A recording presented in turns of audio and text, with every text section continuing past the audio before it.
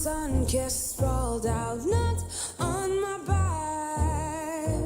After serving in the Air Force, 29-year-old John Ray returns home to small-town South Carolina with a big dream: to become a successful attorney. So put me up like the midday sun. He moves to Atlanta and spends 3 years thriving as a paralegal, studying for law school, and laying down roots in the community.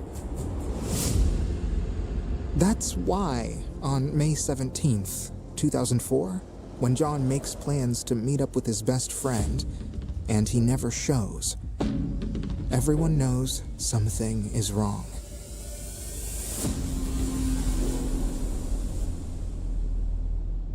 Markeisha interview, take one. My name is Markeisha, and John was my best friend. That day, he said, I'll be there no later than about 10 o'clock. 1 o'clock, 2 o'clock, I'm calling him, and calling him. I don't hear from him. Nothing.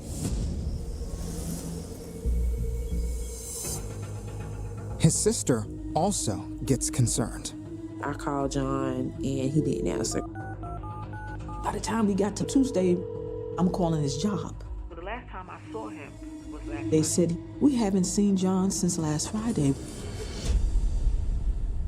This is unlike him not to come to work. Wednesday comes, still nothing. Now I'm like, this is not him. Something is wrong. Markeisha is heading over to John's house when she gets a disturbing call from his office. She said, I understand that you have a key. And I said, yeah, I'm on my way now. No, don't go. We believe something is wrong. We're gonna have a uniformed police officer meet you there. And my stomach has that ball in it. Markeisha hands over the key. A police officer and one of John's co-workers walk into his house. And all of a sudden, the co-worker runs back out of the house. She's crying, and I just drop. And I just burst into tears. It's 5 p.m., Wednesday, May 19th, 2004. The officer calls it in.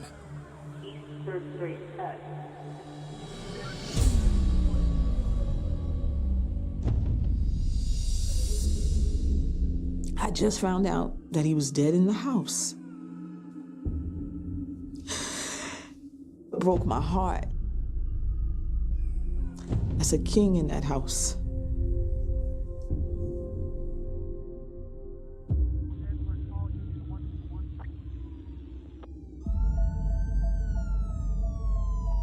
Homicide detectives arrive and take over the investigation. Detective Nicole, AB comma marker. My name is Detective Nicole Escaline. In the year 2004, I was the homicide detective in the city of Atlanta. It was a very gruesome, bloody crime scene. It looked like there was a huge struggle. There was absolutely no doubt this was a homicide.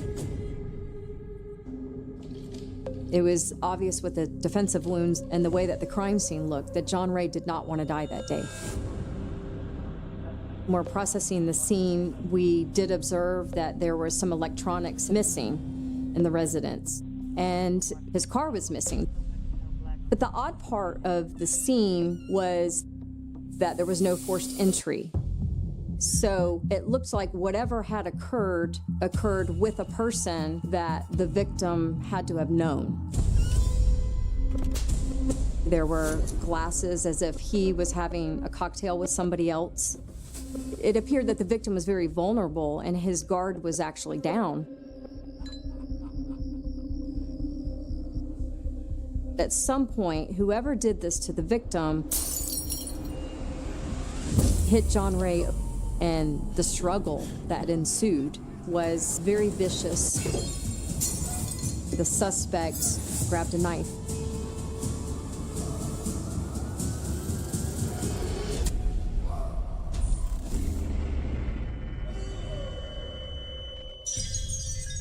and stabbed John Ray numerous times with force. So much force that he broke the knife off in John Ray's body.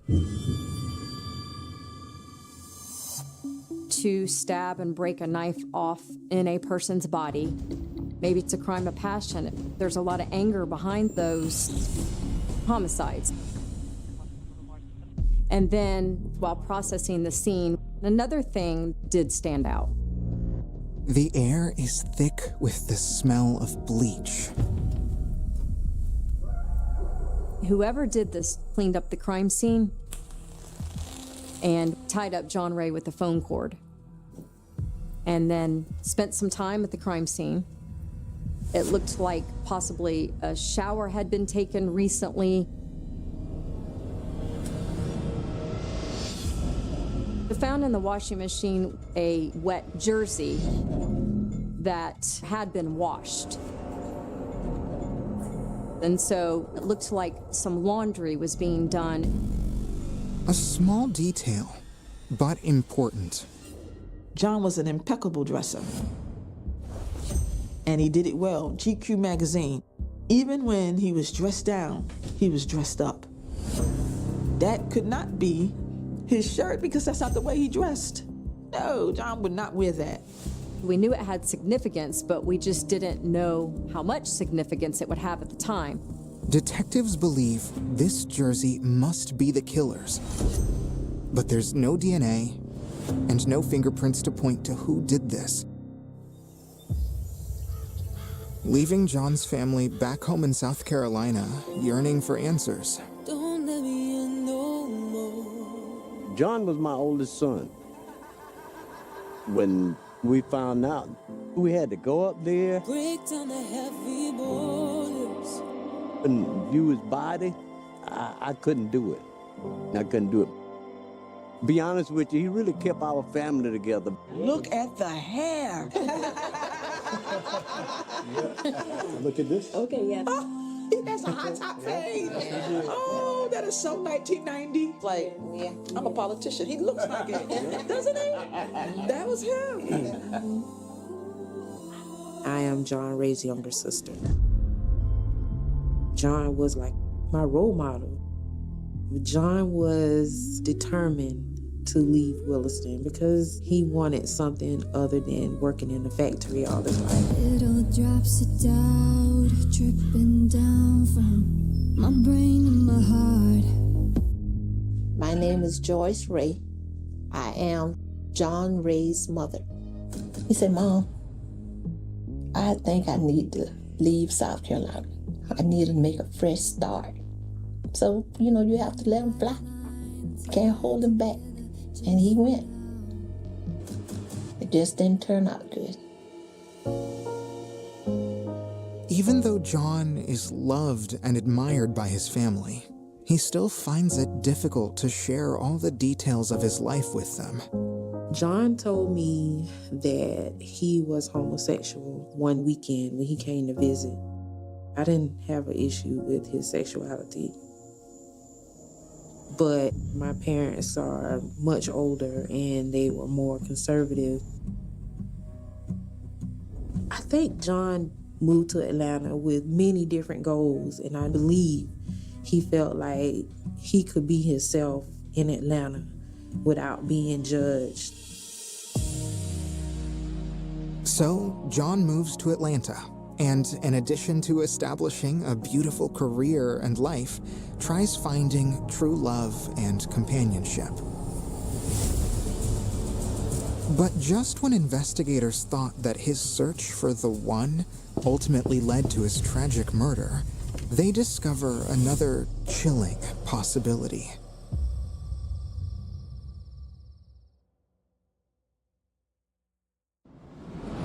I can see there's more than meets the eye.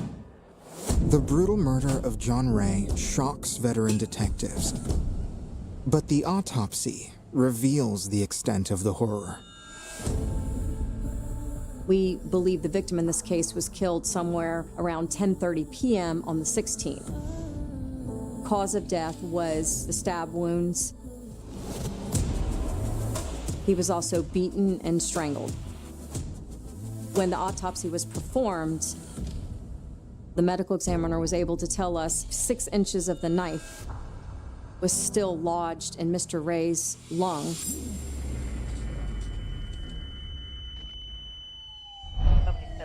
MD is with the victim. He is now disconnected.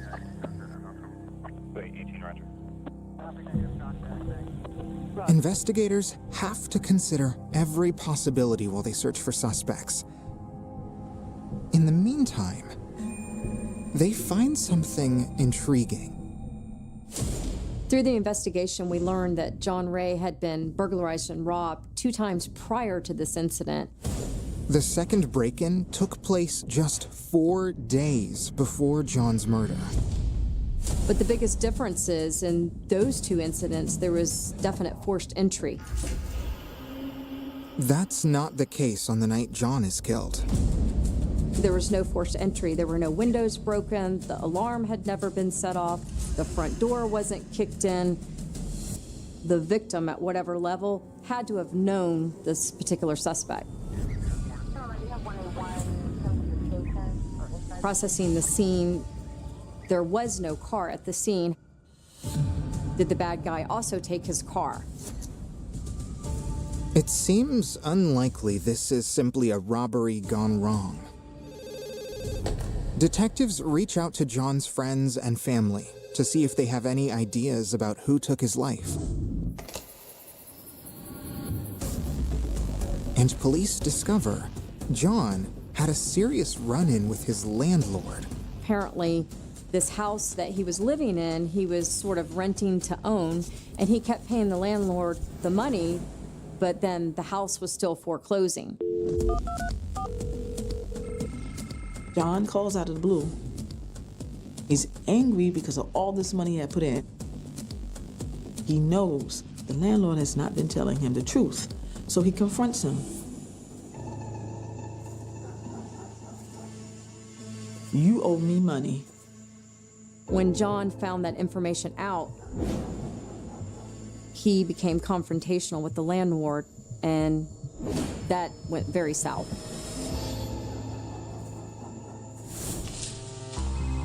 Detectives believe this could be a significant break. The landlord obviously at that point became a suspect in the case because that gave us some motive. Because John was killed in such a violent manner, there had to have been some anger behind that. We were wondering if possibly the landlord was angry about the argument. The landlord is a solid lead, but investigators want to know if John had trouble with anyone else. Got a search warrant for John Ray's work computer, and they were able to determine things that John Ray was searching. Detectives find that John was active on several dating sites. Could he have met his killer online? While forensics examine John's computer, investigators ask John's family about his love life. I was the only one that was able to give him some answers. I know John figured out one of his romantic partners wanted to use him for money. John's friend Markeisha didn't know he was gay, but she does remember John talking about his friend. The guy asked him for $300, and when John tried to explain to him, I'm on a budget, and the guy says something to the effect that, hey, I know you have it. Why don't you just give it to me? I know you have it. And John lit into him. It could have been anybody. But we just knew it was that gentleman who had asked for money and was angry that he wouldn't give it. We just knew. We thought that when you have a person that John had a relationship with, so you know there's probably going to be some sort of animosity or bad blood between them because they're not together anymore. So you had greed and money, you had passion and relationship. You sort of had a perfect suspect. 2 viable suspects. 2 suspects who have major issues with John. Before long, though, police are able to eliminate one of the options. The landlord. He provided a clear-cut alibi, so we had to rule out the landlord as being a suspect. But what about John's ex-boyfriend? Detectives can't seem to locate him, and forensics can find no indication that he met John online. In fact, the dating sites are a bust in terms of additional suspects. It was very frustrating because we worked all the angles, all the leads. We checked absolutely everything we could. Then, investigators realize they're missing some information that may turn out to be critical.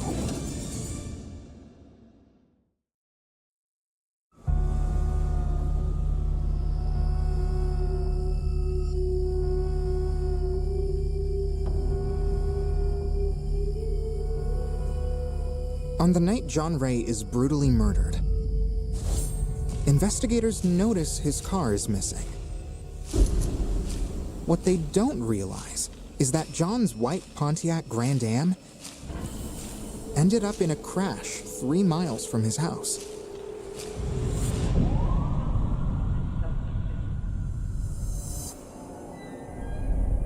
My eyes close, and I go back to that night. We discovered that the victim's vehicle that had been taken the night of the murder actually was involved in a high-speed chase with the City of Atlanta officers.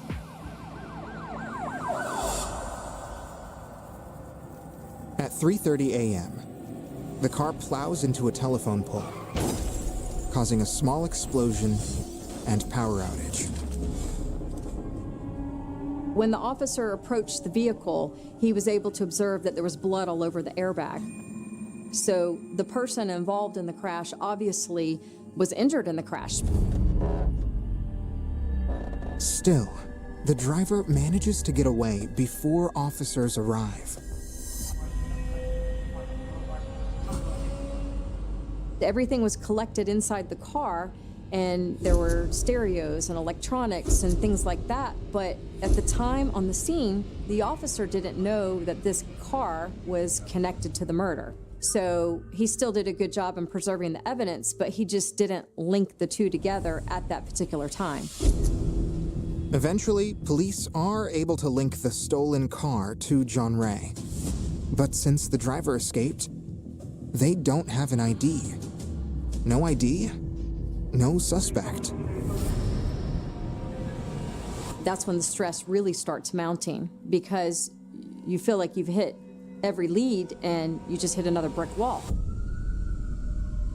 In 2004, Atlanta detectives are overwhelmed with homicides. So after investigating for 8 months, they're forced to move on.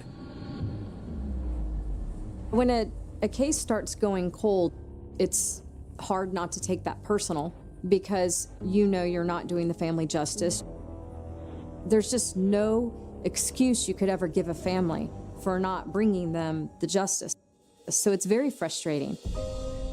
John's family members mourn, with no closure. They never said anything to us that it was being put on ice. We just felt like he was just another statistic.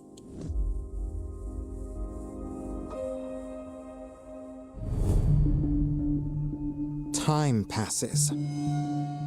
Nothing happens. I prayed that the rage would go away. I didn't know I was walking around like a ticking time bomb.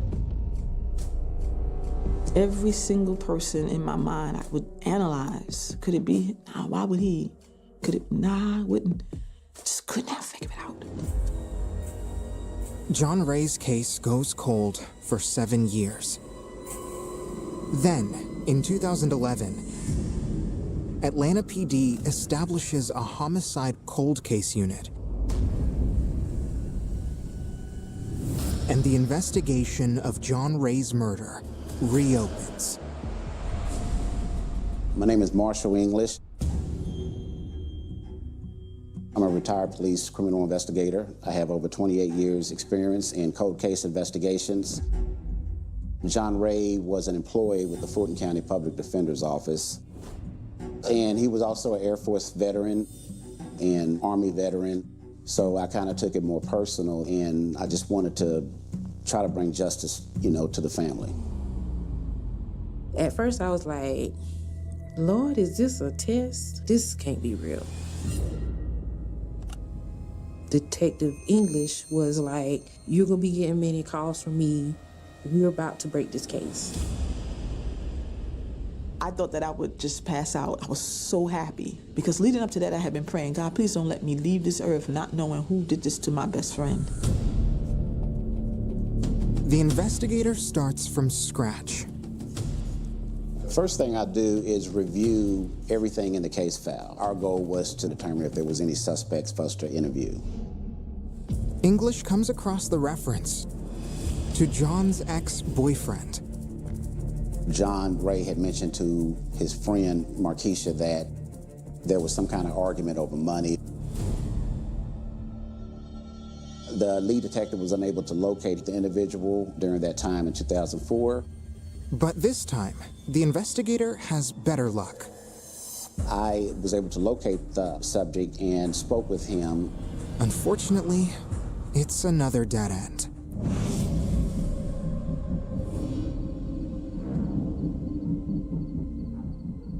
I determined that the individual was not in the state of Georgia when this incident occurred, so I was able to rule him out as a suspect. Next, the cold case team decides to go through all the evidence that's been sitting in storage for 7 years. They find John Ray's work computer and boot it up. So when we opened up John Ray's computer, we noticed he was on several dating sites. We were able to rule out the individuals that he had contact with. But there's something else on John's computer. Criminal background checks. We wanted to determine whether this was work-related or whether this was a personal. While the team looks into the 3 men, they also focus on a second crate of evidence. This one is sealed. It's the contents from John's car that crashed hours after his death. Evidence that's never been examined. Until now.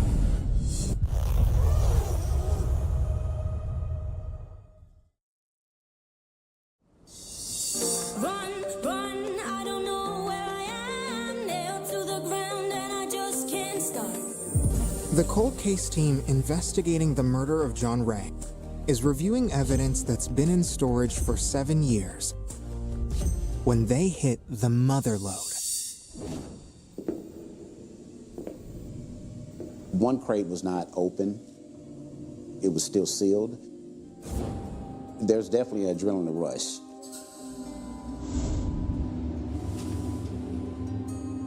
I was a little surprised seeing all that evidence and was hoping to get something to try to help solve the case.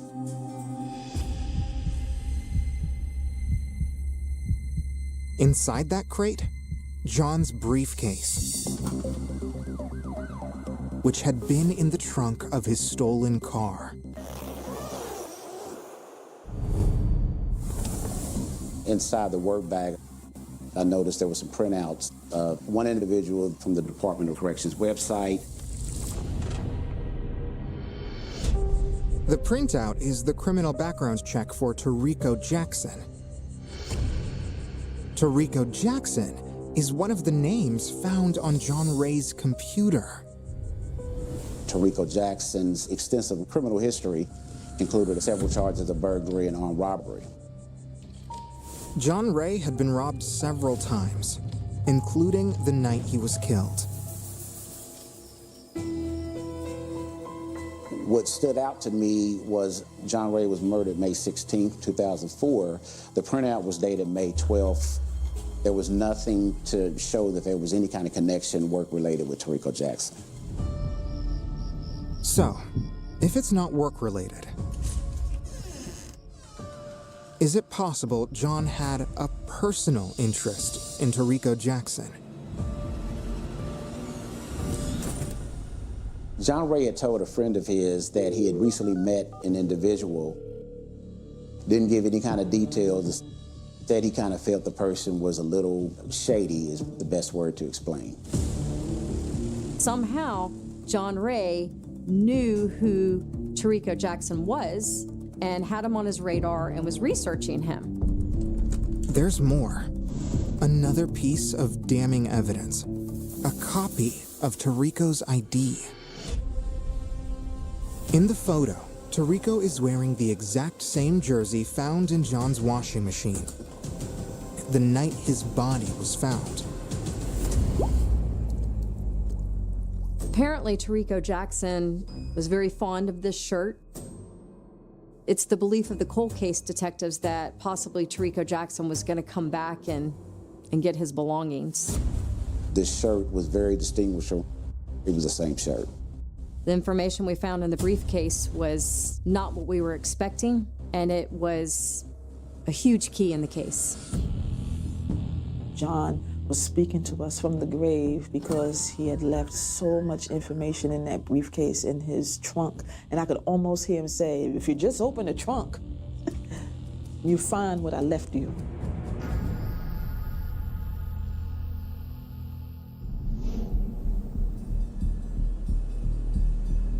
Investigators continue to dig. Detective English reviews phone records from 2004. One of the last calls on John Ray's phone on the night of the murder was made to Shamika Williams. This Shamika Williams is a friend of Tarico Jackson. Apparently, they're pretty close. After further investigation, I learned that Shamika had visited Tarico in prison. So that was a big key piece of evidence that gave us a connection to putting Tarico Jackson inside the home of John Ray. It must have been him that called her number from the residence of John Ray. And interestingly enough, she didn't know who John Ray was at all.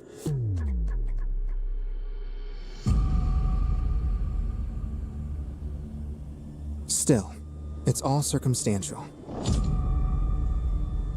Then, English stumbles upon a missing piece of the puzzle. Some of the evidence that was collected from the stolen vehicle of John Ray was blood from the airbag. DNA sample was submitted to the crime lab for analysis, and all the blood work came back to Tarico Jackson.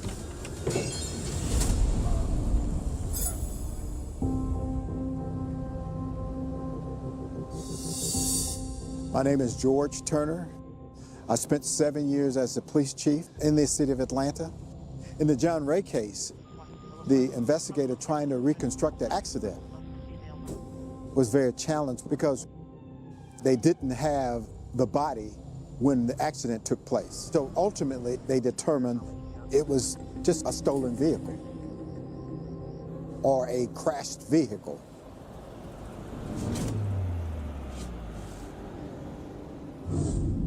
The detective, when he received the call on the homicide, also had not tied those things together. It wasn't until much later that they determined that the vehicle was associated with the victim. And so ultimately, evidence go cold, and it takes someone that have dedicated time looking at those pieces to bring those things together to be able to solve this crime. Now, police can place Tarico in John's car the night of the murder. The evidence seems strong. Even though you're excited, you know that you have a hurdle to jump over. You always have to pretend like a defense attorney's on your shoulder, because whatever you come up with, they're gonna come up with a defense. After 7 years of pain, will John Ray's family and friends finally get the justice they deserve?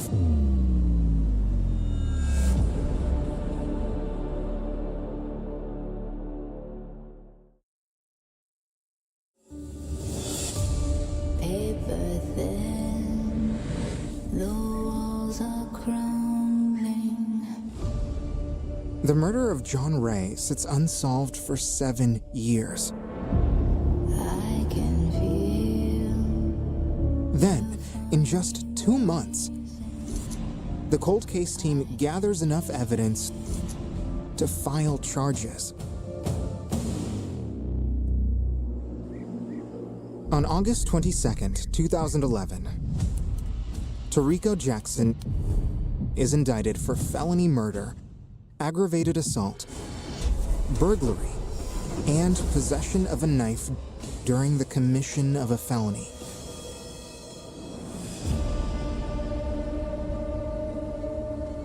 Prosecutors spend the next 16 months constructing their case.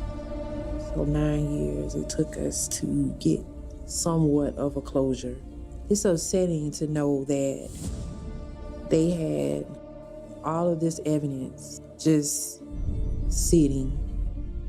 Had they never developed this cold case department, we wouldn't be here now.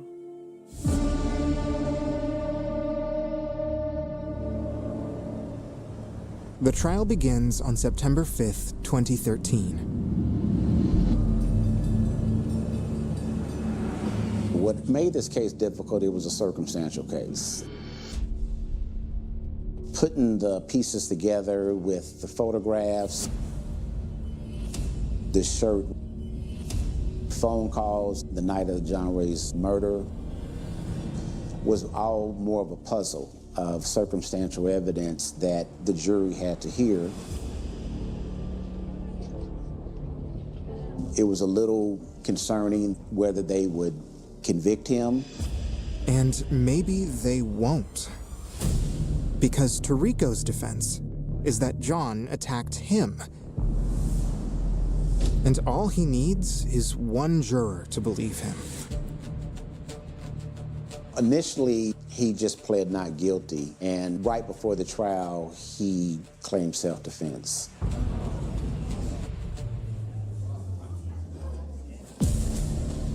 It was just crazy, and I just was shocked. Tarico acted like he was the victim. I guess he was saying that John was gonna kill him, but we wasn't brought up like that. Why would he want to hurt you? He was trying to help you. Marcus Garner, take one. My name is Marcus Garner. I was a reporter with the Atlanta Journal-Constitution at the time. You were at the trial? Yeah, I did cover the trial. Tarico Jackson seemed a bit indignant initially. During the course of the trial, you could literally see the evidence starting to weigh on him. Prosecutors point to the timeline.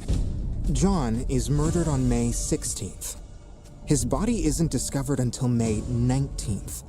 They believe Tarico remained in John's home.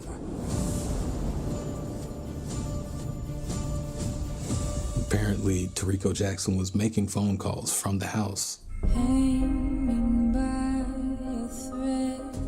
Conducted business in the house as if it were his own.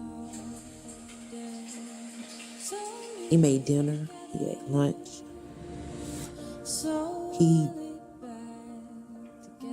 lived in a house with a dead body. A heartless person who would stay in the house with a dead body, walking over it. Holding on till there's nothing left. Maybe I'm better off dead.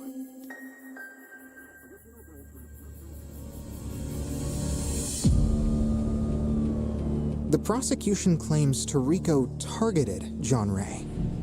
And John wasn't the first. Tarico Jackson was preying on gay males. Tarico would have a relationship with the individual, and he would burglarize or rob them. This appeared to be a pattern with the male individuals he was involved with. I think Tarico Jackson thought that he would probably just knock him out, grab all the stuff, and flee and get away with it, like he had done so many other times. And then I think John Ray fought back for his life.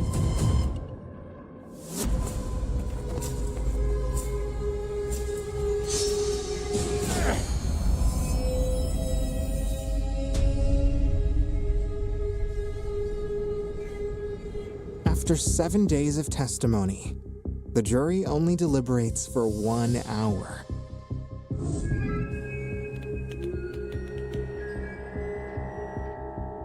Tarico was found guilty of felony murder, aggravated assault, burglary, and received 2 life sentences and 25 years in prison.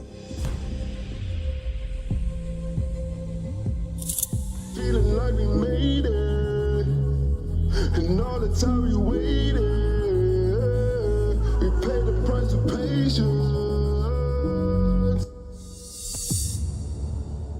Once he got his sentencing, he turned around and said it was either gonna be me dead and your brother on trial, or we're gonna be where we are now. He was just an evil person, very evil. Would take away my son's life like that. You're supposed to forgive, but there's no forgiveness in my heart for that.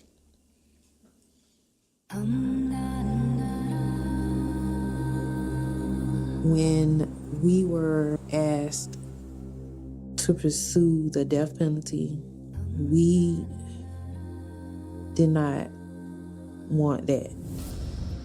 We wanted him to be alive, to suffer the way we have, because John's not here with us any longer.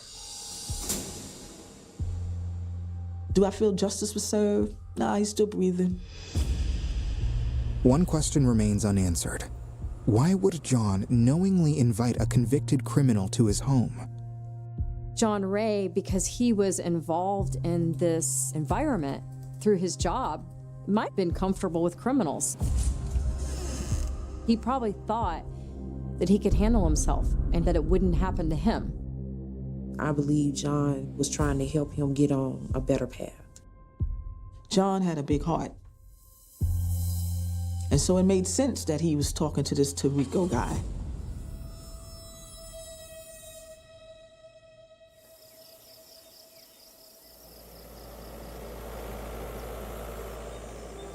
They got the guy that did it. That's what's important to me, and that's important to my family. It don't bring John back, but it brings a little clarity. You know, I love him.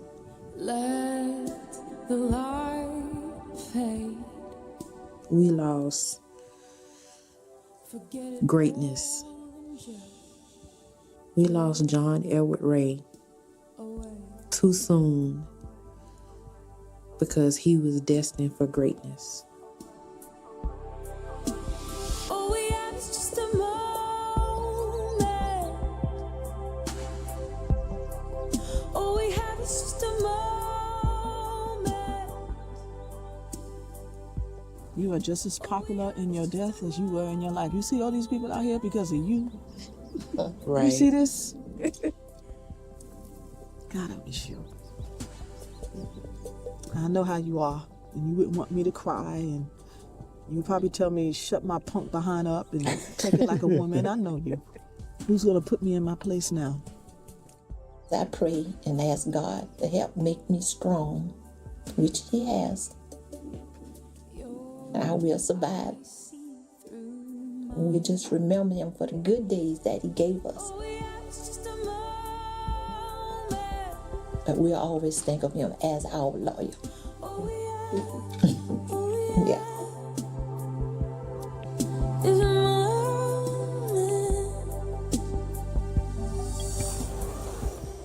The printout being inside the work bag and all the other evidence that I found, I just felt that it was some type of message from John Ray to help solve this case. It was just absolutely amazing that John Ray basically served up who his killer was on a silver platter.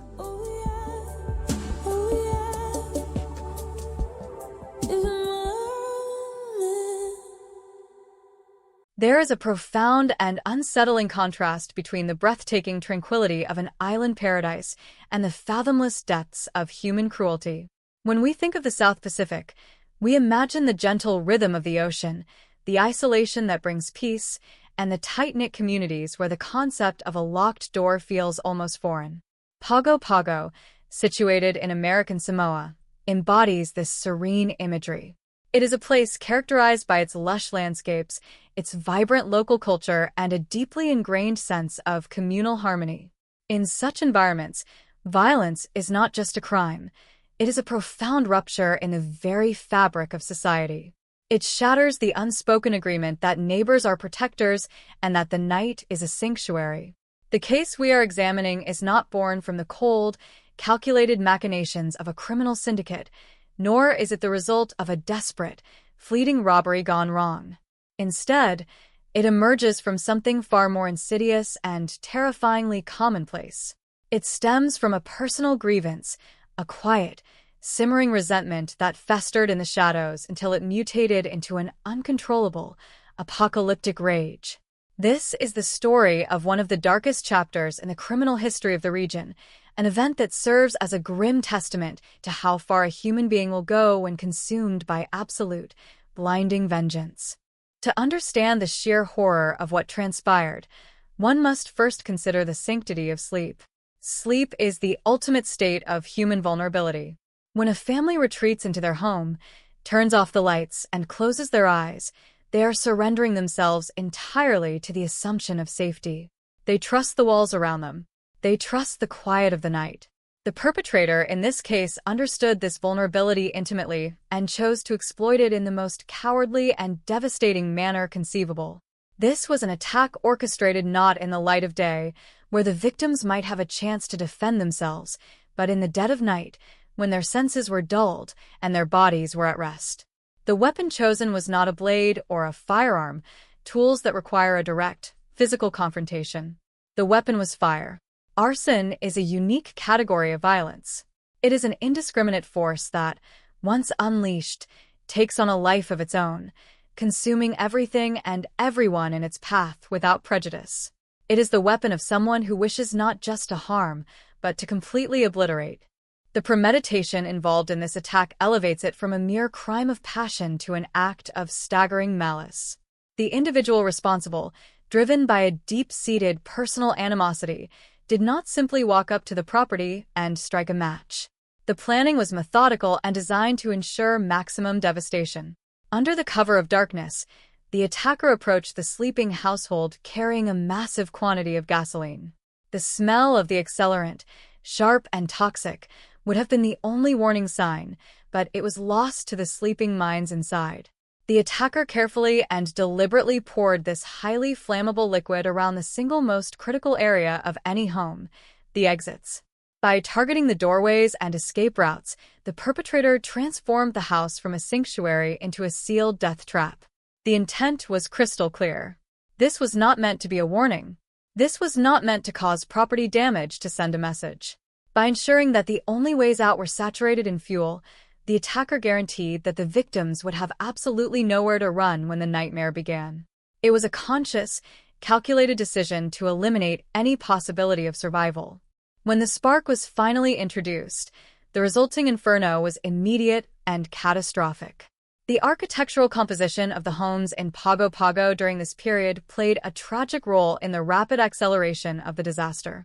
Constructed heavily from wood and filled with ordinary, highly combustible household materials, the structure offered no resistance to the flames.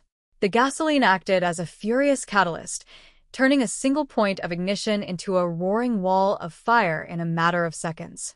Before the victims even had the chance to fully open their eyes, their home was actively being consumed. The fire raced up the walls, devoured the floorboards, and spread across the ceiling, feeding hungrily on the oxygen within the enclosed space. For the neighbors living nearby, the transition from a peaceful slumber to a waking nightmare was violent and abrupt. They were not roused by the gradual smell of smoke, but by the concussive sounds of destruction. The immense heat generated by the sudden blast of fire caused the glass windows of the house to shatter outwards with explosive force. The sound of breaking glass echoing through the silent tropical night was the first alarm. But it was the sound that followed that would permanently scar the memories of everyone who lived on that street. As the neighbors rushed from their beds and stepped out into the night, they were met with the deafening roar of the flames and the agonizing, desperate screams of the family trapped inside. The witnesses recall those sounds not just as cries for help, but as the raw, unfiltered vocalizations of absolute terror. The victims, jolted from their sleep, found themselves surrounded by an impenetrable wall of heat and blinding light, their pathways to safety already completely engulfed in the very accelerant meant to destroy them. The psychological toll on the bystanders in those initial minutes is almost unimaginable. Driven by the innate human instinct to help, the local residents mobilized instantly. In a desperate, frantic effort, they grabbed whatever they could find. Plastic buckets were filled from sinks, and garden hoses were dragged across lawns. They ran toward the inferno, throwing water against a blaze that was entirely unnatural in its ferocity. But their heroic efforts were tragically futile. The sheer volume of the gasoline-fueled fire generated a wall of radiant heat so intense that approaching the structure became a physical impossibility. The flames mocked the meager streams of water, instantly vaporizing them upon contact. Worse still was the smoke. The combustion of the wood, the household plastics, and the gasoline produced a thick, suffocating, pitch-black smoke that blanketed the area. It poured from the shattered windows in heavy plumes, obscuring the interior and making any thought of a rescue mission through the windows completely unviable. The neighbors were forced to stand back, repelled by the searing heat and the toxic air, forced to endure the agonizing reality of their own helplessness, while the screams of the people they knew and lived beside were slowly swallowed by the roar of the fire. Inside the home, the reality of the victim's final moments is deeply distressing. While the flames presented the most visible and terrifying threat, the true lethality of the fire manifested in the air they were forced to breathe. Before the fire could physically reach many of the family members, the dense, black smoke had already saturated the interior rooms. This smoke was heavily laden with carbon monoxide, a silent, invisible killer that rapidly replaces oxygen in the bloodstream. The panic, the confusion, and the desperate attempts to find a way out would have caused them to inhale deeply, drawing the toxic gas into their lungs. The investigation would later reveal that for many of the victims, this carbon monoxide poisoning was the primary cause of death. They were asphyxiated in the dark, overwhelmed by the toxic environment before the flames ever touched them. For the others, the end came through the unimaginable agony of severe, high-degree burns as the fire ultimately overtook the remaining pockets of the house. The aftermath of that night left a scar on the landscape and the community that would never truly heal. When the morning sun finally rose over Pago Pago, it illuminated a scene of utter devastation.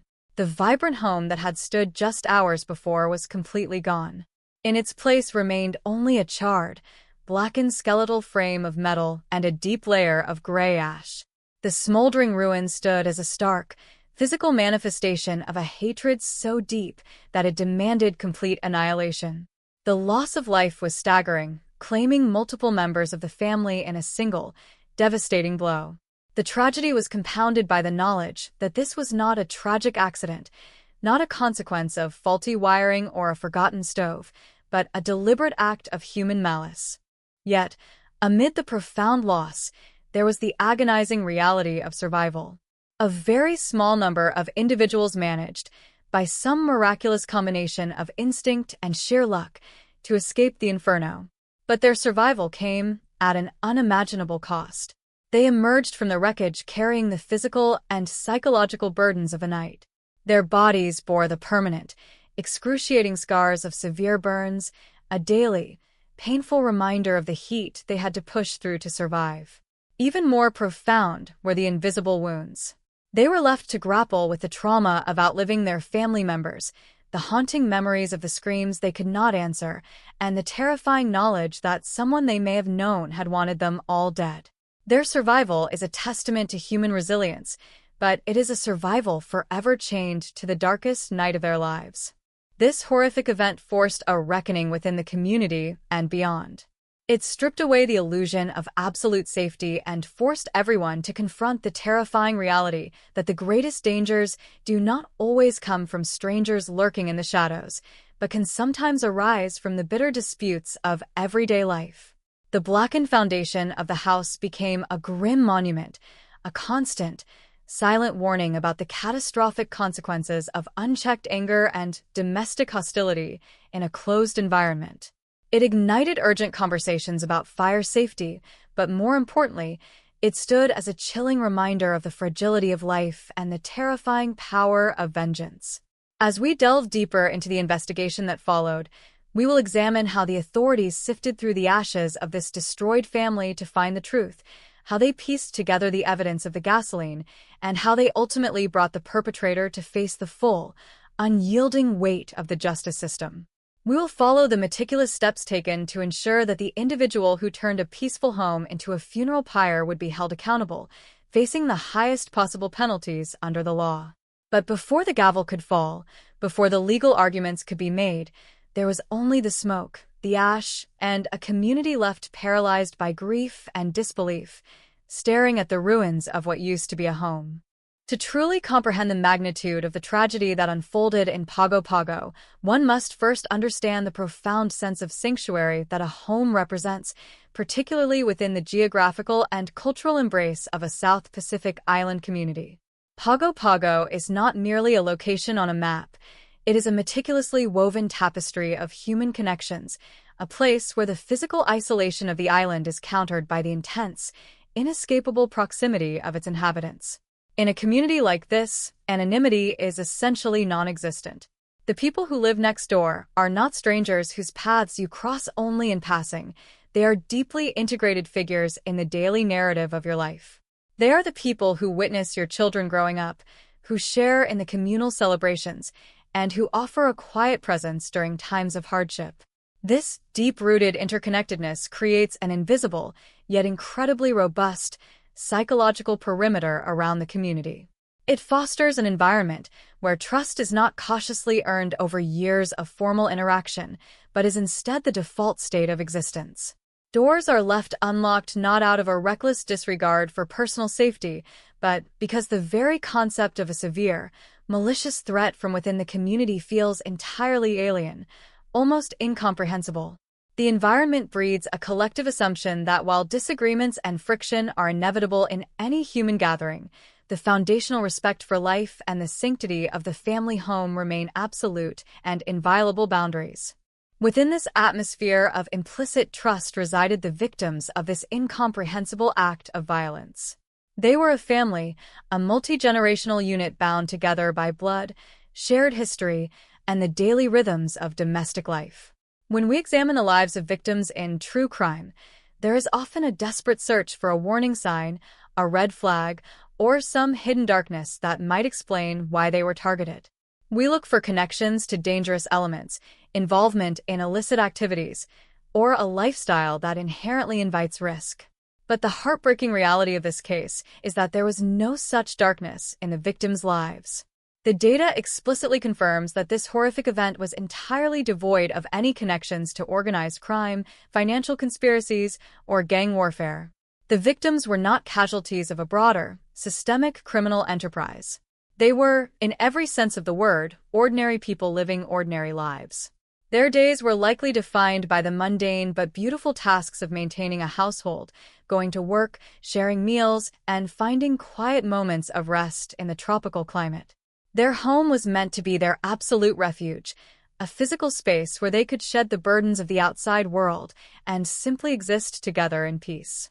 It was a structure built of wood and filled with the standard, comforting accumulations of a family's life: furniture, clothing, keepsakes, and the everyday materials that make a house a home. Tragically, it was precisely these ordinary, combustible materials that would soon be weaponized against them in the most cruel and unimaginable way. The profound tragedy of their situation lies in their absolute lack of preparation for the violence that was coming. They were entirely defenseless because there was no logical reason for them to be defending themselves. As the sun set on the final evening of their normalcy, They went about their nightly routines completely unaware that they were being observed through the lens of a deeply pathological hatred. The members of the household transitioned from the activities of the evening into the quiet vulnerability of sleep. Sleep, by its very nature, demands a complete surrender of physical awareness and defensive capability. When a family goes to sleep, they are entrusting their physical safety to the structural integrity of their home and the social contract of their community. They lock their doors, turn out the lights, and let go of their conscious vigilance, resting in the absolute certainty that they will wake up to the morning sun. The victims in Pago Pago did exactly this. They retreated to their bedrooms, enveloped in the darkness of the night, utterly unaware that the very foundation of their security was about to be violently and permanently obliterated. This brings us to the deeply unsettling nature of the perpetrator and the motive that fueled this catastrophic event. The violence inflicted upon this family did not arrive in the form of a faceless intruder seeking financial gain, nor was it a random act of chaotic violence perpetrated by a passing stranger. The investigation and subsequent data revealed a truth that is far more chilling and difficult to digest. The attack was rooted in a simmering, deeply personal conflict. The individual responsible for transforming a peaceful family home into an inescapable inferno was someone who is known to the household. It was an individual who harbored a direct, specific, and intensely personal grudge against the victims. This element of familiarity elevates the crime from a horrific tragedy to a profound and deeply intimate betrayal. The perpetrator was not attacking a random structure. They were attacking specific people whose routines, vulnerabilities, and exact locations within the home were likely known to them. The concept of a simmering conflict is absolutely crucial to understanding the psychological landscape of this crime. A simmering conflict does not explode overnight. It is a slow, insidious accumulation of perceived slights, deep-seated resentments, and unresolved anger. In a tight-knit community like Pago Pago, where physical distance from one's adversaries is difficult to achieve, a personal dispute cannot simply be walked away from.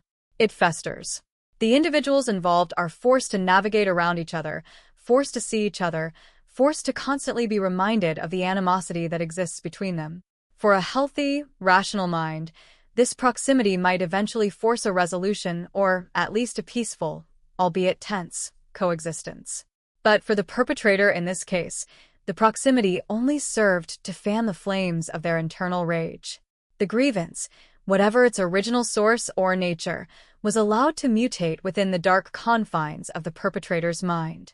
It grew from a standard interpersonal disagreement into an all-consuming obsession. It ceased to be about resolving a problem and became entirely about inflicting the maximum possible amount of pain and suffering. The psychological profile of someone who chooses fire as a weapon of vengeance is inherently deeply disturbing. Fire is not a precise instrument. It is chaotic, uncontrollable, and inherently sadistic. To choose fire is to choose a method of execution that guarantees extreme physical agony and absolute psychological terror for the victims. It indicates a level of hatred that goes far beyond merely wanting someone dead. It signifies a profound desire to see them completely eradicated, to erase their physical existence, and to destroy everything they hold dear. The perpetrator, in this case, did not want a quick resolution to their grievance. They wanted a spectacle of destruction. The fact that this individual was a known acquaintance makes this choice of weapon even more horrific. This was a person who had likely stood in the presence of the victims, spoken with them, perhaps even shared meals or communal spaces with them. And yet, beneath the veneer of ordinary social interaction, this individual was capable of meticulously planning to burn them alive while they slept. The contrast between the victim's state of peaceful rest and the perpetrator's state of active, malicious planning creates a chilling dichotomy. While the family members were slowly drifting off to sleep, breathing in the quiet night air, their minds settling into the restorative darkness, the perpetrator was entirely consumed by a dark, frenetic energy. They were outside, navigating the shadows, their mind focused with terrifying clarity on the mechanics of mass murder. The perpetrator was making calculated decisions about how to maximize the lethality of the attack. They were analyzing the layout of the home, identifying the crucial points of egress, and preparing the gasoline that would serve as the agent of their vengeance. This was not a spontaneous crime of passion, a momentary loss of control during a heated argument. The presence of a massive quantity of gasoline indicates a chilling degree of forethought and logistical preparation. The perpetrator had to procure the accelerant, transport it to the scene undetected, and then move with silent, deliberate purpose around the perimeter of the sleeping household. Every step taken by the perpetrator around the house that night was a conscious, deliberate step away from humanity. As they poured the highly flammable liquid around the only exits of the home, they were actively constructing a physical trap from which they knew there would be no escape. They were visualizing the resulting fire, anticipating the panic of the victims, and making a cold, calculated decision that every single person inside that house, regardless of age, regardless of their direct involvement in the underlying dispute, deserved to die in unimaginable agony. This level of extreme, indiscriminate malice, born from a personal grudge, challenges our fundamental understanding of human nature. It forces us to confront the terrifying reality that the capacity for absolute evil does not always wear a monstrous face. Sometimes, it wears the familiar face of a neighbor, an acquaintance, or a former friend. As the quiet hours of the night ticked by, the physical and psychological stage was completely set for the horror that was about to unfold. The house, built of wood and filled with memories, stood silently in the dark, entirely saturated at its borders with a highly volatile accelerant. Inside, the family slept on, their steady breathing completely out of sync with the violent intentions of the figure lurking just beyond their walls. The community of Pago Pago slept alongside them, wrapped in the false security of their island paradise, completely oblivious to the fact that their understanding of safety, trust, and neighborly bonds was about to be shattered forever. The simmering, invisible tension that had been festering in the shadows had finally reached its boiling point, transforming from a quiet, internal hatred into a tangible, physical threat.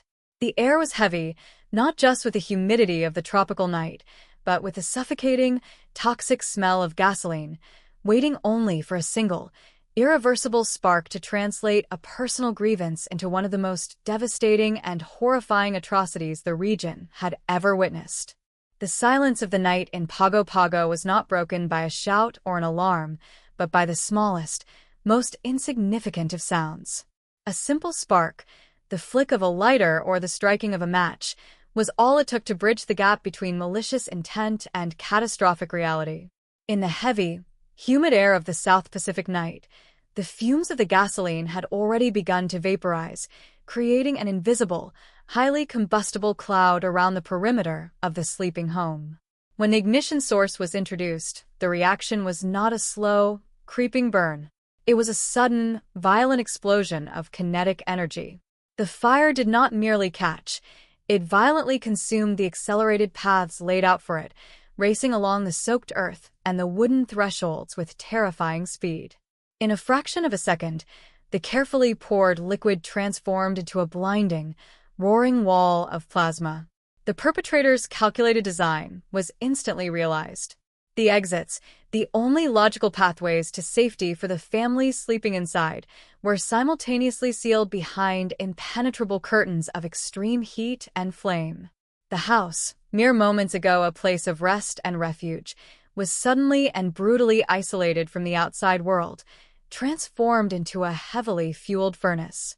The physical progression of the fire was terrifyingly rapid, aided heavily by the very architecture meant to shelter the family.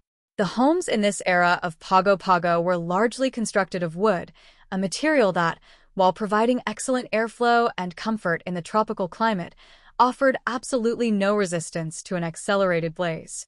Once the gasoline ignited the exterior walls and the wooden framing around the doors, the fire found an endless supply of fuel. It clawed its way up the siding, the flames feeding on the dry timber and peeling paint, reaching for the eaves and the roofline with a ravenous hunger. Inside the home, the everyday items that made up the family's life, the upholstered furniture, the curtains, the clothing, the rugs, all became secondary sources of fuel. The ambient temperature inside the house began to rise at an exponential rate. Before the flames even penetrated the interior rooms, the radiant heat began to bake the space, causing plastics to melt and paint to blister. The fire was a living, breathing entity, and to sustain its explosive growth, it required massive amounts of oxygen. It violently sucked the breathable air from the surrounding environment, creating a localized vacuum that drew the flames deeper and higher into the structure. But the most immediate and lethal byproduct of this rapid combustion was not the heat or the visible flame. It was the smoke. The combination of burning gasoline, treated wood, and modern household synthetic materials produced a dense, viscous, completely opaque black smoke. This was not the light, irritating smoke of a campfire. It was a heavy, suffocating blanket of toxic gases dominated by carbon monoxide. As the fire raged at the perimeter, this black smoke was forced under the doors and through the ventilation gaps, pouring into the bedrooms where the family still lay unconscious. It rolled across the ceilings and began to bank down, slowly filling the rooms from the top down. Carbon monoxide is a silent, invisible killer that binds to the hemoglobin in the blood far more effectively than oxygen, rapidly inducing severe hypoxia, confusion, and lethargy. For the victims, the transition from peaceful sleep to mortal danger began in the dark, long before they ever saw a flicker of orange light. They were being poisoned with every breath they took in their sleep, their bodies silently starved of the very oxygen they needed to survive. For those inside who were jolted awake, the nightmare they found themselves in was beyond human comprehension. They were not awakened by a gentle touch or the morning sun, but by the suffocating feeling of their own lungs failing them. The air was thick, hot, and tasted of chemical ash. Disorientation would have been immediate. The familiar layout of their home, a space they navigated every day with ease, was completely erased by the absolute darkness of the smoke. Panic, raw and primal, would have seized them instantly. The natural human instinct in the face of fire is to flee, to find the nearest door, and run into the night. But as they stumbled from their beds, coughing violently and fighting the overwhelming lethargy of the carbon monoxide, they found their escape routes completely cut off. When they reached the doors, they did not find a cool brass handle and the dark night. They found blistering heat and a solid wall of roaring fire. The perpetrators' cruel geometry had worked perfectly. They were trapped in the center of the structure, walled in by the inferno. It was at this moment that the true horror of the situation broke through the physical boundaries of the house and spilled out into the neighborhood. The intense heat generated by the fire caused the air pressure inside the home to spike violently. The glass windows, unable to withstand the extreme thermal shock and the physical pressure, began to fail. They did not simply crack, they shattered outward with concussive, explosive force. The sound of exploding glass ripped through the quiet Pago Pago night like a series of gunshots. It was this violent auditory assault, followed immediately by a low, powerful roar of consuming fire, that finally woke the surrounding community. Neighbors, deep in their own peaceful slumber, were violently pulled into consciousness. They sat up in their beds, disoriented, their hearts pounding in their chests, trying to process the unnatural noises echoing down their street. As these neighbors rushed to their windows and threw open their front doors, they were met with a sight that defied belief. The sky, just moments before a canvas of dark tropical night, was violently illuminated by an angry, pulsing orange glow.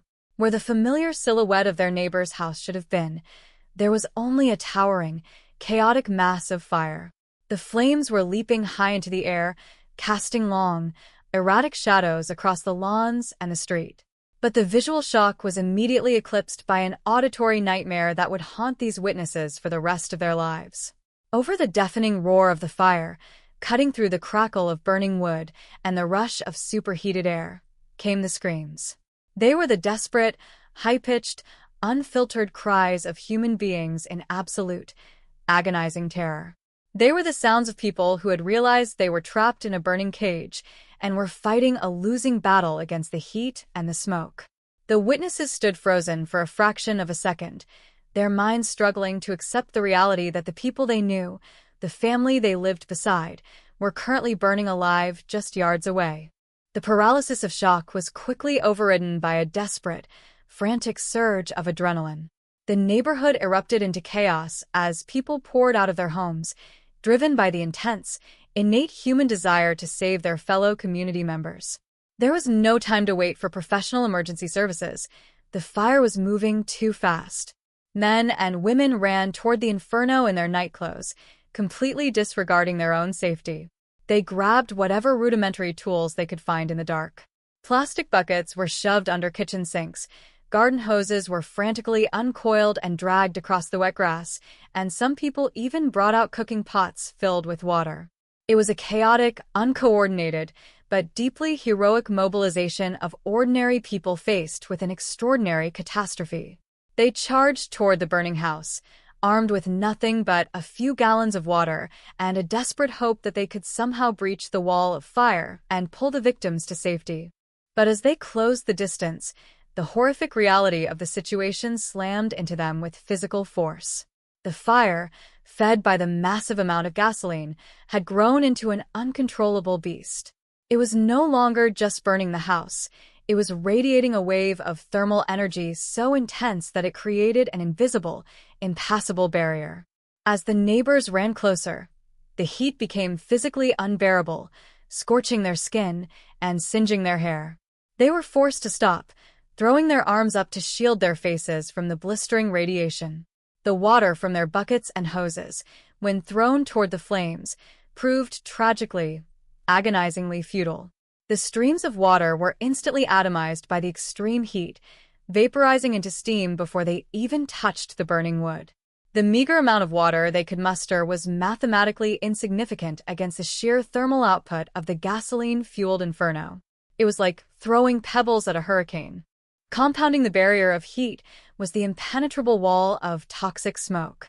The thick, black plumes were pouring out of the shattered windows and rolling off the roof, completely obscuring the interior of the house. Any thought of a rescue attempt through the windows was immediately crushed.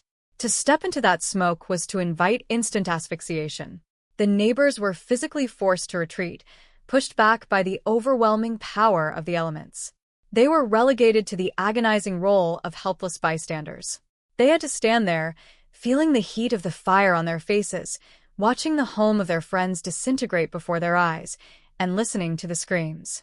The voices of the trapped family members grew increasingly desperate, begging for a help that simply could not reach them. Every second stretched into an eternity. The neighbors yelled back, their voices cracking with tears and frustration, promising help, screaming for them to find a way out, but knowing deep down that the structure was completely sealed. The psychological trauma inflicted on the community in those specific moments is immeasurable.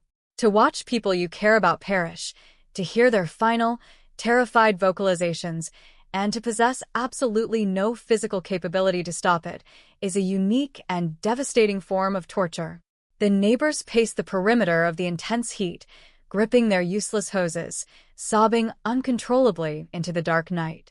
They watched as the fire breached the roof, sending a massive column of sparks and ash high into the atmosphere, a terrifying signal fire broadcasting the tragedy to the rest of the island. The structural integrity of the home began to fail rapidly.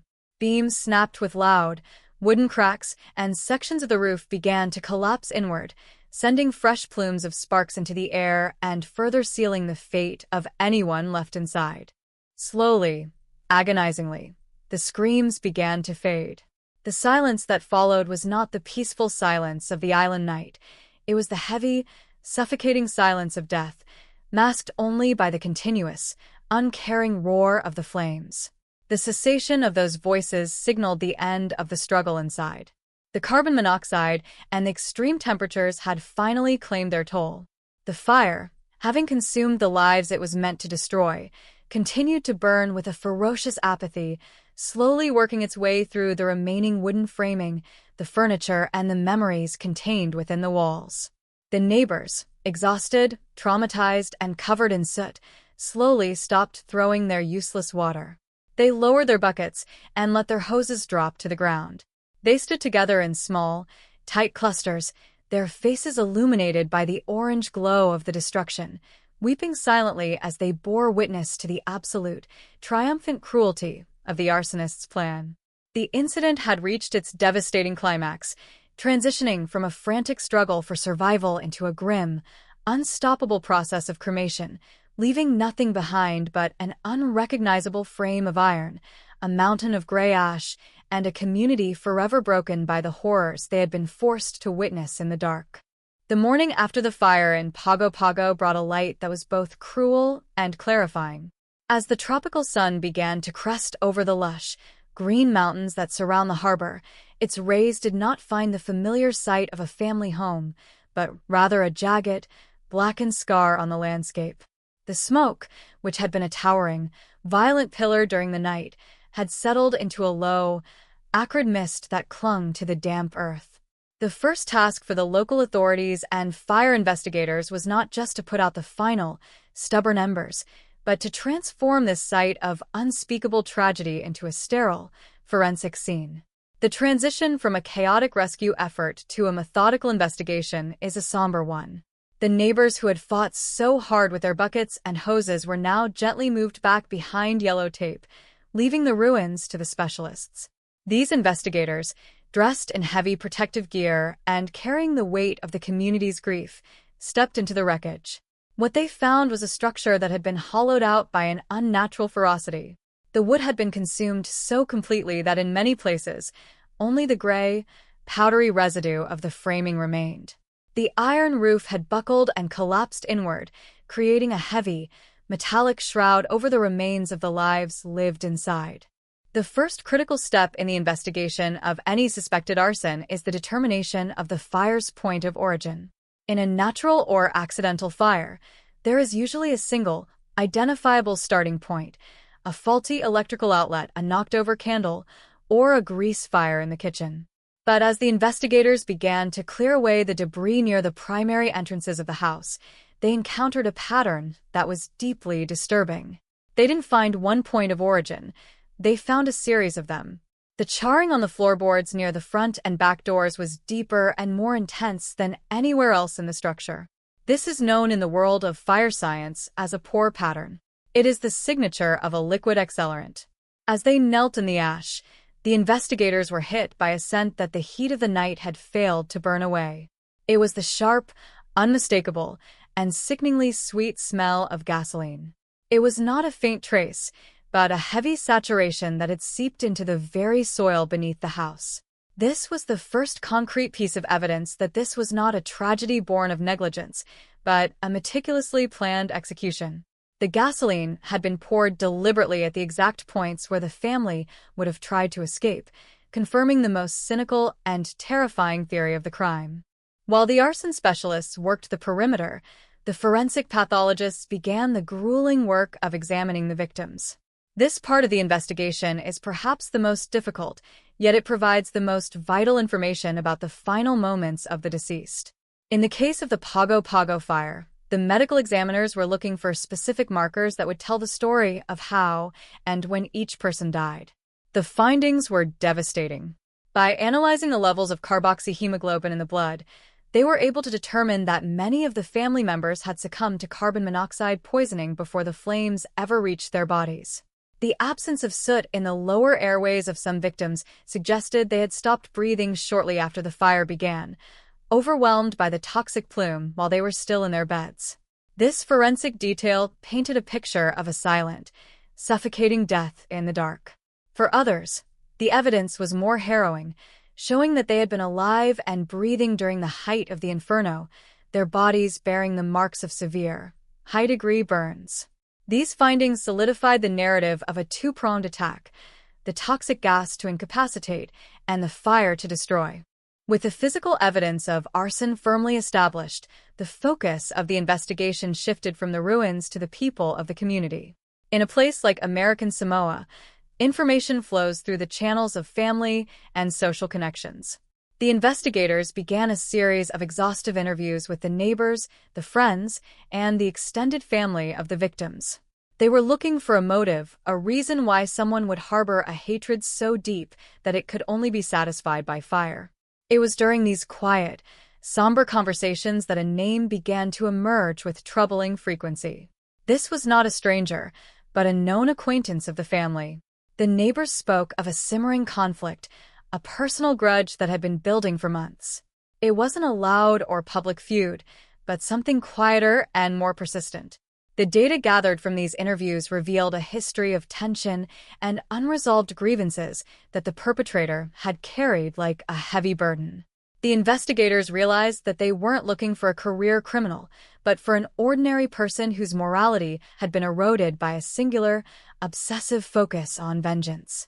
The investigation then moved into a phase of intense logistical tracking. If the perpetrator had used a massive quantity of gasoline, they had to have acquired it somewhere. In an island environment, the points of sale for fuel are limited and well monitored. The authorities began to visit every service station in and around Pago Pago, looking for any record of a large, unusual purchase of gasoline in the days leading up to the fire. They weren't just looking for receipts, they were looking for witnesses, pump attendants who might remember someone filling up multiple large canisters under the cover of dusk. This was the true turning point in the investigation. The methodical search paid off when they identified a transaction that stood out. A witness was able to provide a description that matched the individual identified in the community interviews. The purchase of several gallons of fuel, far more than would be needed for standard household chores or a vehicle, provided the link between the motive and the means. It proved premeditation. This wasn't a crime of a moment. It was a crime of a week, a month, an entire season of planning. As the evidence began to coalesce, the investigators were able to reconstruct the perpetrator's movements on the night of the tragedy. They could now visualize the killer approaching the house, the canisters of gasoline heavy in their hands, the cold determination in their heart. The rigorous investigation was not just about finding a suspect, but about building a wall of evidence that was as inescapable as the fire itself. They analyzed the timeline of the simmering conflict against the timeline of the gasoline purchase, creating a direct path of intent. Every witness statement was cross-referenced, and every chemical sample from the ash was cataloged to match the specific grade of fuel sold at the station where the suspect had been seen. The authorities were not just looking to make an arrest. They were looking to ensure that there was no room for doubt when the case finally reached the halls of justice. The psychological weight of the investigation was felt by every officer involved. They were not just processing a crime scene. They were processing the destruction of a cornerstone of their own community. Every time they uncovered a charred memento or a piece of a child's toy in the ash, the reality of the loss hit home. But this grief was channeled into a relentless pursuit of the truth. The breakthrough came when the physical evidence, the witness testimony, and the logistical trail all pointed to the same individual. The perpetrator, who had perhaps believed that the fire would erase all evidence of their involvement, had failed to account for the persistence of forensic science and the collective memory of a small island. The uncontrollable anger that had driven the act of arson was now being met with the cold, dispassionate machinery of the law. The arrest of the suspect was a moment of profound significance for Pago Pago. It brought a temporary sense of relief to a community that had been living in fear, but it also brought a new wave of shock. To see a known face, a person who had walked the same streets and breathed the same air, being led away in handcuffs for such an atrocity, was a difficult reality to accept. The investigation had stripped away the mask of the neighbor and revealed the monster beneath. The perpetrator's efforts to seal the family inside their home had been a success in the most horrific sense, but those same efforts had left a trail of gasoline and malice that led investigators straight to their door. The phase of investigation was closing, and the transition toward the legal reckoning was beginning. The ash had been sifted, the bodies had been examined, and the motive had been unearthed. What remained was the long, arduous process of the trial, where the details of this darkest chapter would be laid bare for all to see, and where the family's cries for justice would finally be answered. The investigation had proved that while fire can destroy wood, bone, and memory, it cannot burn away the truth, especially when that truth is pursued by those who refuse to let the victims be forgotten.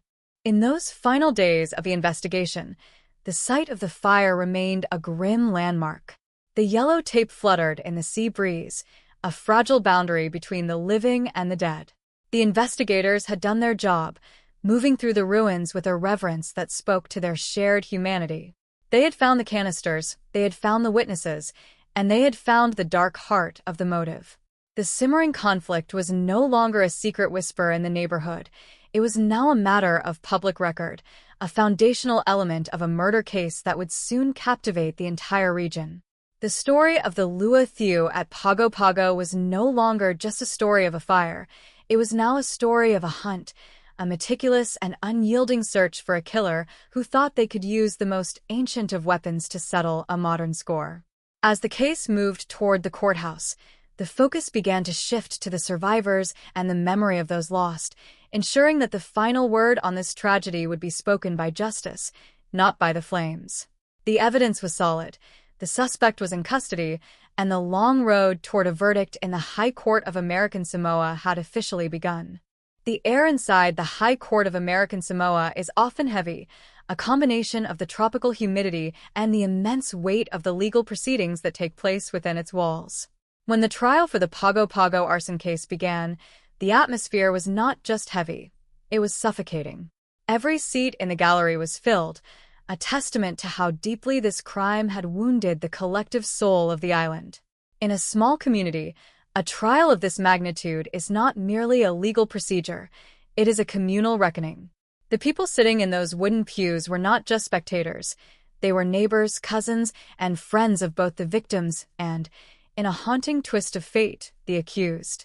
There was a profound, aching silence that fell over the room as the defendant was led in, a silence that seemed to hold the breath of the entire island. This was the moment where the simmering conflict that had led to such a catastrophic loss of life would finally be dragged from the shadows and laid bare before the unyielding eyes of the law. The prosecution began their opening statement by stripping away any lingering illusions that this was a tragedy of circumstance. They painted a picture of a perpetrator who had moved with a chilling, surgical precision.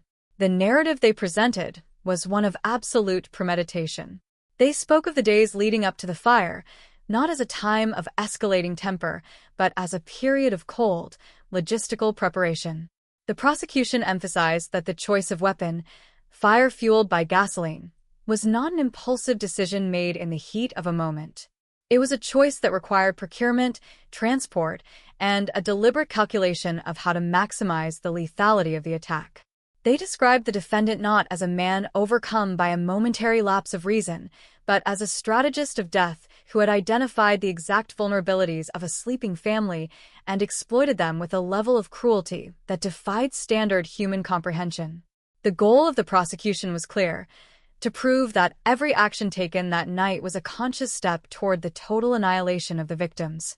The heart of the prosecution's case rested on the physical evidence gathered from the blackened ruins of the home. Arson investigators were called to the stand to explain the science of the fire. They spoke in technical terms, but the reality behind their words was visceral and terrifying. They described the pore patterns, the distinct, charred shapes on the floor that indicated where gasoline had been splashed. These patterns were not random. They were concentrated at the exits, a detail the prosecution hammered home repeatedly. By saturating the doorways, the perpetrator had essentially turned the house into a pressure cooker with no safety valve. The experts explained how the gasoline acted as an accelerant, creating a fire that reached temperatures far beyond what a natural fire would achieve in such a short time. This heat was so intense that it had literally baked the interior of the home before the flames even touched the furniture, creating a toxic environment of carbon monoxide and smoke that ensured the victims would be incapacitated before they could even attempt to struggle for survival. Following the fire experts, the medical examiners took the stand to provide the most harrowing testimony of the trial. They walked the court through the forensic details of the victims' final moments. The data was clinical but devastating. They explained the levels of carbon monoxide found in the blood of the deceased, proving that many had died from asphyxiation in their sleep. They described the state of the bodies, some of which had been so severely damaged by the heat that identification had to be confirmed through dental records. This testimony served as a brutal reminder of the human cost of the defendant's actions. It wasn't just about a house burning down. It was about the physical agony and the chemical erasure of a family. As the doctors spoke, the quiet sobs from the victims' surviving relatives echoed through the courtroom, a stark contrast to the defendant's stoic and nearly expressionless demeanor at the defense table. The trial then moved into the phase of witness testimony, which provided the emotional and social context for the crime. Neighbors who had witnessed the fire were called to the stand. They recounted the sounds of the night, the explosive shatter of glass, and the screams that they could still hear in their dreams. One by one, these ordinary people described the feeling of utter helplessness as they stood just yards away from a family they loved, unable to reach them through the wall of heat. They spoke of the smell of gasoline that lingered in the air long after the flames were extinguished. Their testimonies served to illustrate the terror of the event and the profound trauma it had inflicted on the entire neighborhood. These were not professional witnesses. They were people whose lives had been permanently altered by what they had seen, and their raw, unfiltered accounts of the night brought the horror of the fire into the courtroom with a vividness that no forensic report could replicate. Crucial to the conviction was the testimony regarding the defendant's actions prior to the fire. The prosecution brought forward the store clerk who had sold the gasoline. This witness provided a vital link in the chain of premeditation.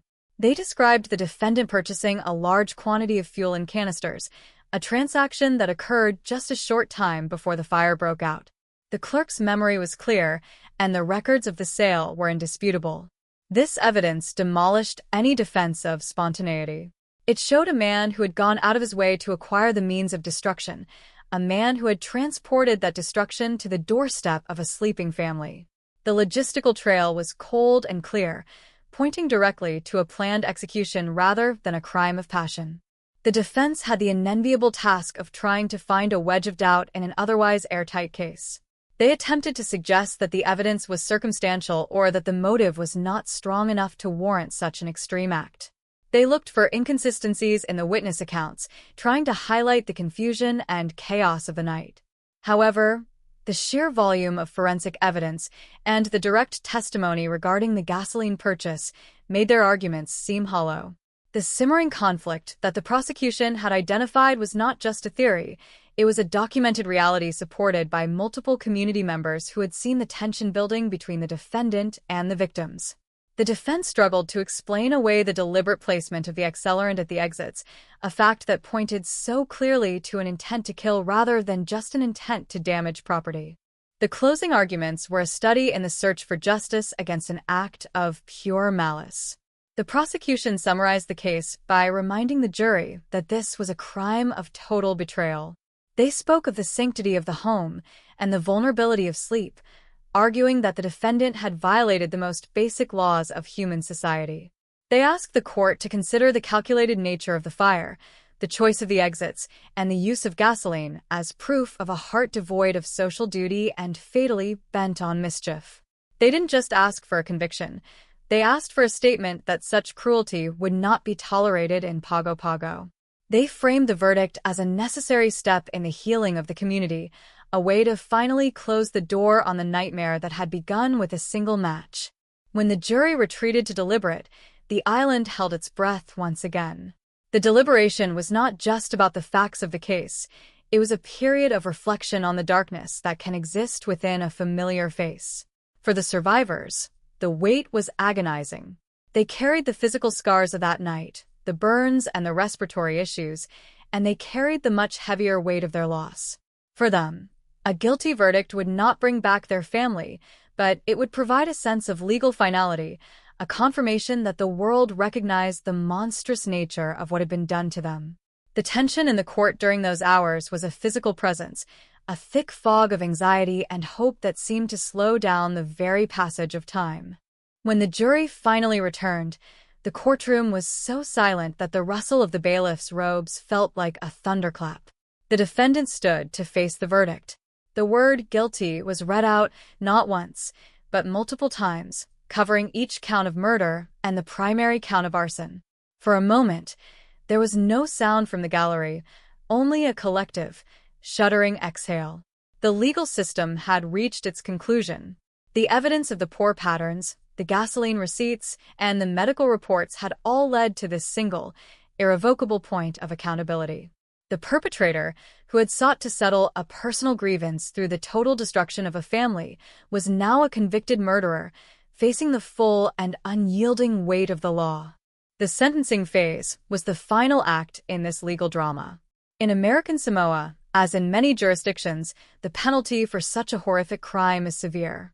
The prosecution argued for the maximum possible sentence, citing the extreme premeditation and the indiscriminate nature of the violence. They spoke of the victims who had no chance to defend themselves and the survivors who would be haunted for the rest of their lives. The judge, in delivering the sentence, reflected on the gravity of the offense. They noted that while Mouthwan Ka and personal conflicts are a part of life, the decision to resolve them through fire is an act of supreme cowardice. The defendant was sentenced to the highest penalty available under the law, often life imprisonment without the possibility of parole, ensuring that they would never again walk the streets of the community they had so violently betrayed. The conclusion of the trial did not erase the tragedy, but it did shift the narrative from one of unsolved horror to one of justice served. The court records now held the definitive account of what happened that night in Pago Pago. The legal process had meticulously documented the transition from a simmering grudge to a gasoline-fueled inferno. It had named the victims, and it had named their killer. As the defendant was led away to serve their sentence, the survivors and the neighbors began the slow walk out of the high court. They emerged into the bright Pacific sun, leaving behind the dark halls of the courthouse. The trial was over, the verdict was recorded, and the legal reckoning was complete. But as they looked toward the mountains and the sea, they knew that the true work of healing, the work that happens outside of a courtroom, was only just beginning. The law had done its part to hold the perpetrator accountable, but the memory of the fire would remain, a permanent scar on the history of Pago Pago and a reminder of the devastating power of a hatred allowed to burn out of control. The immediate aftermath of the Lua Thiu case in Pago Pago was characterized by a silence that was far more oppressive than the roar of the fire had ever been. When the legal machinery had finished its work and the perpetrator had been removed from society to face a lifetime behind bars, the community was left with the daunting task of existing in the wake of such total destruction. In the years that followed, nature did what it always does in the lush, fertile environment of American Samoa. It began to reclaim the land. Tropical vines and vibrant green ferns started to creep over the blackened, cracked foundation of the house. The charred remains of the iron roof were eventually hauled away, and the ash was washed into the soil by the frequent Pacific rains. To a stranger passing by, the lot might eventually look like just another patch of undeveloped island beauty. But for those who lived through that night, the site remains a hollowed-out space in the map of their lives. It is a place where the air still feels different, a patch of earth that serves as a permanent, silent monument to the fragility of human existence and the terrifying capacity for malice that can hide behind a familiar face. The journey for the survivors of the fire is perhaps the most harrowing and least discussed aspect of this tragedy. Survival, in the context of an accelerated arson, is a complex and often agonizing state of being. Those few individuals who managed to emerge from the inferno did not leave the fire behind on that night. They carried it with them in their very skin. The physical scars of severe burns are not static. They are lifelong companions that require constant medical attention, surgeries, and a daily endurance of physical discomfort. Every time a survivor looks in a mirror, they are met with a visceral, indelible map of the night they lost everything. These scars are more than just damaged tissue. They are a constant, forced remembrance of the heat, the smoke, and the screams. But the physical pain often pales in comparison to the psychological weight of being a survivor. There is a profound and isolating sense of "why me?" that haunts those who escaped while their family members perished. The guilt of surviving an act of indiscriminate violence, combined with the trauma of witnessing the death of loved ones in such a barbaric manner, creates a mental landscape that is perpetually under siege. For these individuals, the sound of a crackling bonfire or the smell of gasoline at a service station can trigger a physiological reaction that pulls them instantly back into the darkness of that house, making the present moment collapse into the horror of the past. The impact on the community of Pago Pago was tectonic, shifting the social foundations of the neighborhood in ways that can still be felt today. Before the fire, the area was defined by the quintessential Pacific Island culture of openness and shared security. The idea that a neighbor, someone you recognized, someone who shared the same sun and sea, could spend weeks or months meticulously planning to burn you alive was a concept that shattered the collective psyche. The tragedy forced a transition from a culture of implicit trust to one of guarded awareness. Doors that had once been left open to the sea breeze began to be locked. Conversations in the local markets often circled back to the fire as people tried to parse the signs they might have missed. They looked at their own lingering disputes with a new, fearful perspective, wondering if the simmering tensions in their own lives could ever boil over into such catastrophic violence. The loss of innocence was not just limited to the family involved. It was a loss of the communal belief that the island was a sanctuary where the outside world's depravity could not reach. Reflecting on the simmering conflict that drove the perpetrator is essential to understanding the true nature of this crime. It was not an explosion of sudden, uncontrollable rage, but a slow, cold evaporation of empathy. The data shows that the grudge was personal, a grievance that was allowed to fester in the humid isolation of the island. In a small community, where you cannot simply move away from your problems or avoid the person you dislike, a personal conflict can become an all-consuming obsession. The perpetrator allowed their resentment to become their primary identity, viewing the victims not as human beings with lives and dreams, but as obstacles that needed to be erased. This is the ultimate danger of unchecked personal hostility. It deprives the hater of their own humanity before it destroys the target. The decision to use gasoline and target the exits reflects a level of premeditated cruelty that seeks not just to kill, but to dominate and terrorize. It is a reminder that the most dangerous weapon in any society is not a firearm or an accelerant, but a human mind that has completely surrendered to the pursuit of vengeance. From a practical standpoint, the Pago Pago fire became a grim and necessary catalyst for change in the region's approach to safety and emergency response. The tragedy highlighted the extreme vulnerability of wooden structures in the face of accelerated arson. It led to a renewed and urgent focus on fire safety education across American Samoa. Local authorities and community leaders began to emphasize the importance of having multiple escape routes and the life-saving potential of smoke detectors, tools that were often overlooked in traditional island homes. The case is still cited in local fire safety workshops as a sobering lesson in how quickly a domestic environment can turn lethal. It forced a conversation about the intersection of social issues and public safety, encouraging people to report escalating threats and domestic hostilities before they reach a point of no return. The Lua Thiu case stands as a permanent warning that safety is not just about having a fire extinguisher. It is about maintaining the social health of the community and ensuring that grievances are addressed before they turn into gasoline and matches. The legacy of this case also touches upon the legal and moral definition of justice in the South Pacific. The trial and the subsequent life sentence were a declaration that the community's values are stronger than the perpetrator's hatred. The High Court of American Samoa provided a forum where the screams of the victims were finally given a voice and where the calculated cruelty of the arsonist was met with the cold, objective weight of the law. While the sentence could never restore the lives lost or heal the scars of the survivors, it did provide a necessary boundary. It signaled that even in a paradise, there is a line that cannot be crossed, and that those who choose to wield the elements to settle personal scores will be excised from the community they betrayed. The legal conclusion of the case allowed the island to begin the long process of moving forward, shifting the focus from the act of murder to the process of remembrance. Today, as the sun sets over the harbor of Pago Pago, the beauty of the island remains as breathtaking as ever.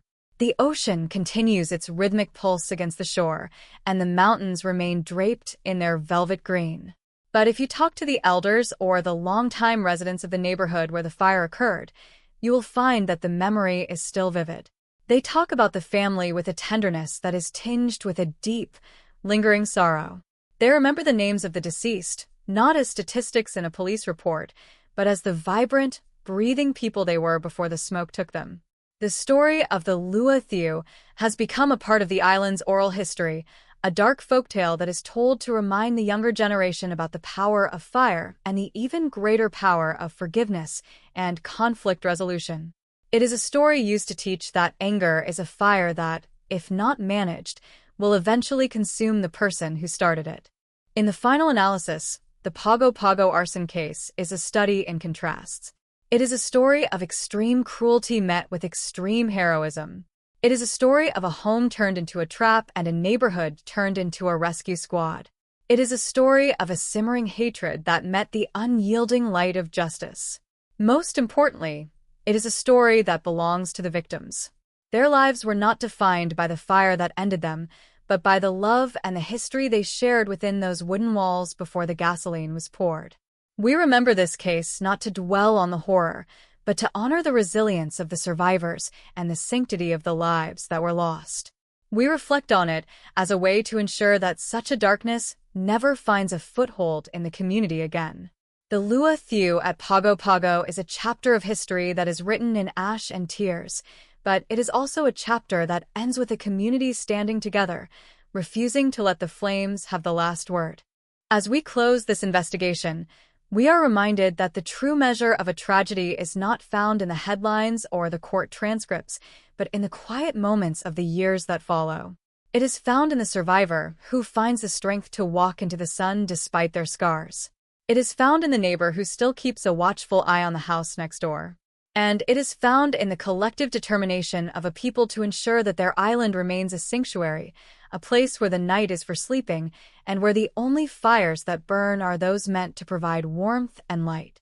The fire in Pago Pago was an attempt to erase a family, but through the memory of the community and the pursuit of justice, that family remains a part of the island's story, a story that, despite the scars, continues to be one of hope, endurance, and the enduring power of the human spirit to rise from the ashes.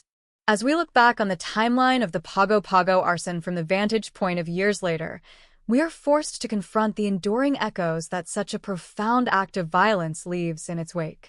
In the narrative of true crime, we often treat the sentencing as the final period at the end of a long and painful sentence, but for the community of American Samoa, the trial was merely the conclusion of a legal chapter, not the end of the story itself. The story of the fire at Pago Pago continues to live in the spaces between the words of the elders, in the cautious way a neighbor might now look at a rising dispute, and in the very soil that once held the weight of a family's dreams. To understand the true legacy of this case, we must move beyond the courtroom and the scorched earth to examine the deeper, more permanent shifts in the human landscape of the South Pacific. We must ask ourselves what it means for a community to heal from a wound that was inflicted not by a stranger, but by one of its own, and how the memory of that night has fundamentally altered the definition of safety in a place that once felt invulnerable to such calculated darkness. The passage of time in a tropical environment is a deceptive thing. The rapid growth of the vegetation, the constant cycle of heat and rain, and the unrelenting pace of the natural world work together to mask the physical evidence of tragedy. If you were to stand today on the site where the house once stood, you would find it difficult to reconcile the peaceful, green surroundings with the violent inferno of the past. The jungle is an expert at concealment, weaving its vines through the cracks in old concrete and covering the scars of the earth with a blanket of vibrant life. Yet, for the people who walk past that lot every day, the visual absence of the house is more prominent than any physical structure could ever be. It is a negative space that carries a heavy, silent energy. The healing of the land is a physical reality, but the healing of the communal memory is a much slower, more erratic process. It is a process that involves a constant negotiation between the desire to forget the horror and the moral obligation to remember the victims. This brings us to a deeper contemplation of the simmering conflict that served as the catalyst for the entire catastrophe. In the years since the verdict, psychologists and social observers have often pointed to this case as a chilling study in the escalation of interpersonal grievances within isolated communities. When we live in close proximity to those we find ourselves in conflict with, the social friction can create a heat of its own, long before a match is ever struck. In a large metropolitan area, one can disappear into the crowd, seeking distance and anonymity as a way to diffuse anger. But in the tight-knit social structure of Pago Pago, there is no such escape. You see your adversary at the store, you see them at community gatherings, and you see their home every time you drive down your street. This constant, forced proximity can act as a pressure cooker for a mind already predisposed to resentment. The Pago Pago arson serves as a universal warning about the necessity of conflict resolution and the danger of allowing small slights to mutate into a grand, destructive narrative of vengeance. It reminds us that the most vital infrastructure of any community is not its roads or its buildings, but the health of its social bonds and the mechanisms it has in place to prevent the dehumanization of one's neighbors. The survivors of the fire, now decades older, have become the living archives of this lesson. Their lives are a testament to a form of resilience that is often overlooked in the sensationalism of crime reporting. To survive such an event is to live in a state of perpetual duality. They are people who have built new lives, who have found joy again, and who have contributed to their community in meaningful ways. Yet, they are also the people who carry the literal and metaphorical heat of that night within them. The physical trauma of arson is unique because it leaves a permanent, visible record on the body. A burn scar is not like a scar from a blade. It is a distortion of the skin that serves as a constant, sensory reminder of the moment the world turned to fire. For the survivors, healing has not been about reaching a destination where the pain no longer exists, but about learning to carry that pain without letting it consume their future. Their strength is found in their refusal to be defined solely by the tragedy, even as they honor the memory of the family members who did not make it out. Their survival is a quiet, ongoing victory over the perpetrator's intent to erase them. Looking at the perpetrator's fate provides a different kind of reflection on the nature of justice. In a small island territory, life imprisonment carries a specific weight. The individual who sought to destroy a family and shatter a community's peace is now a ghost within that same community, separated by the high walls of a correctional facility, but still existing within the same geographical boundaries. There is a sterile finality to a life sentence that stands in stark contrast to the chaotic, explosive nature of the crime.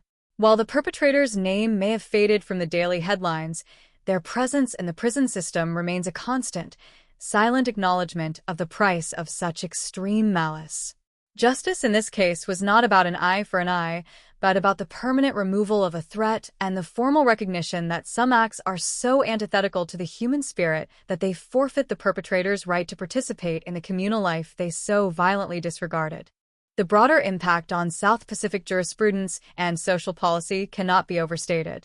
The Pago Pago arson became a benchmark for how local authorities handle cases of extreme domestic and personal violence. It led to a more sophisticated understanding of arson as a tool of mass murder, rather than just a crime against property. It influenced how first responders are trained, emphasizing the psychological toll on those who witness such events and the need for immediate, comprehensive support for bystanders who are often left with their own form of moral injury. The neighbors who stood helplessly with their garden hoses that night were, in many ways, victims themselves, and the recognition of their trauma helped to evolve the community's approach to mental health in the wake of disaster. The case forced a conversation about the intersection of tradition, modern stress, and the absolute necessity of maintaining the unlocked door culture through the proactive management of social health, rather than through the construction of physical barriers. As we reach the end of this narrative, we are left with the image of the stars over Pago Pago. The same stars that looked down on the island on that horrific night still shine over the harbor today. They are a reminder of the vast, indifferent scale of the universe against which our human tragedies and triumphs take place. But they are also a reminder of the light that remains even in the deepest dark. The story of the Lua Thieu is undeniably a dark one, a journey through the very worst of what a human being is capable of doing to another. Yet, the story doesn't end with the fire, and it doesn't end with the ash. It ends with the endurance of a community that refused to be broken. It ends with the memory of a family that is still loved and still spoken of. And it ends with the knowledge that truth, when pursued with enough persistence, can rise from the wreckage of even the most devastating inferno. The lessons of Pago Pago are not just for those who live on the islands of the Pacific. They are for all of us. They speak to the universal need for empathy, the danger of unchecked resentment, and the sacred nature of the places we call home. We tell these stories not to satisfy a morbid curiosity, but to perform a necessary act of remembrance. We tell them to ensure that the victims are not just names on a page, but individuals whose lives mattered, whose absence is felt, and whose story serves as a guardian for the future. The fire that burned in Pago Pago was an attempt to silence a family and to instill a permanent fear, but in the end, it was the voices of the survivors, the neighbors, and the investigators that had the final word. The light of justice, though it may take time to dawn, is ultimately more powerful and more enduring than any flame fueled by hatred. As the sun sets once more over the lush hills and the calm waters of American Samoa, the legacy of the fire remains a part of the island's deep history. It is a scar, yes, but it is a scar that has healed into a mark of wisdom and vigilance. The people of Pago Pago carry the story forward, passing it down as a solemn vow to protect one another, to listen to the whispers of conflict before they become roars, and to cherish the peace of a quiet night. The home that was lost can never be rebuilt in its original form, but the community has built something else in its place, a more resilient, more aware, and more unified society. In the end, the story of the Lua Thiu is a testament to the fact that while fire can destroy much, it cannot touch the spirit of a people who choose to stand together in the light. We honor the victims by living better, by being more attentive neighbors, and by never forgetting that the most important light we can tend is the one that burns with compassion and respect for all life. This is the final word on the fire at Pago Pago. The flames have long since gone out, but the light of the truth and the memory of the lost will burn on forever. The concept that time heals all wounds is a convenient fiction we often recite to make the weight of history more bearable, yet in the reality of a place like Pago Pago, time operates differently. In the South Pacific, where the humidity is a constant weight and the vegetation is a relentless, creeping force, the physical evidence of the arson has long since been swallowed by the landscape. The charred timber has rotted into the soil, the twisted iron has been reclaimed by rust and salt air, and the very ground where the house once stood has likely been covered by a carpet of vibrant green. To a stranger wandering through American Samoa today, the site would offer no outward hint of the apocalypse that unfolded there. But for the collective consciousness of the island, the Lua Thiu case remains an unhealed fracture in the communal narrative. It is a story that persists not in the physical ruins, but in the cautious glances, the whispered warnings to the younger generation, and the profound, lingering silence that settles over the neighborhood when the sun begins to dip below the horizon. As we reach the final movement of this deep dive into one of the region's darkest hours, we must look beyond the verdict and the sentencing to examine the permanent shadow this event cast over the very idea of an island paradise. The true horror of the Pago Pago fire was never just about the flames themselves, but about what those flames revealed about the human capacity for calculated, intimate destruction. In a true crime narrative, we often look for the why as a way to distance ourselves from the who. We want to believe that such an act requires a monster, a creature from the fringes of society who operates on a logic we cannot fathom. But the data from this case forces us to confront a much more uncomfortable reality, the banality of extreme malice.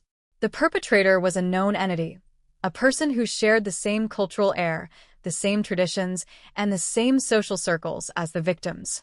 This was not a crime committed by a ghost, but by a neighbor whose humanity had been slowly eroded by a simmering, unchecked resentment. This realization fundamentally altered the social contract of Pago Pago. It introduced a new, corrosive element to the local atmosphere, the knowledge that the person standing next to you in the market, or the person you waved to from your porch, might be capable of constructing an inescapable furnace out of your own home while you sleep. This loss of communal innocence is perhaps the most enduring consequence of the crime, a psychological scar that no amount of tropical growth can ever truly hide. When we consider the architectural and geographical trap the killer created, we must also consider the sociological trap that exists in a small, isolated community. In American Samoa, the concept of home is inextricably linked to the concept of the family and the village. Your house is not just a building, it is a manifestation of your place in the world.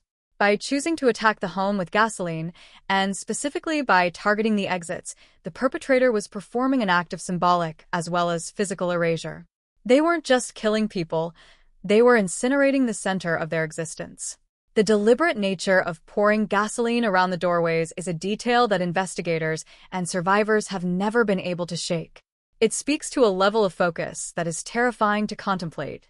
While the victims were dreaming, the killer was moving with a silent, rhythmic purpose, tracing the perimeter of their lives with a liquid that would soon turn their sanctuary into a tomb.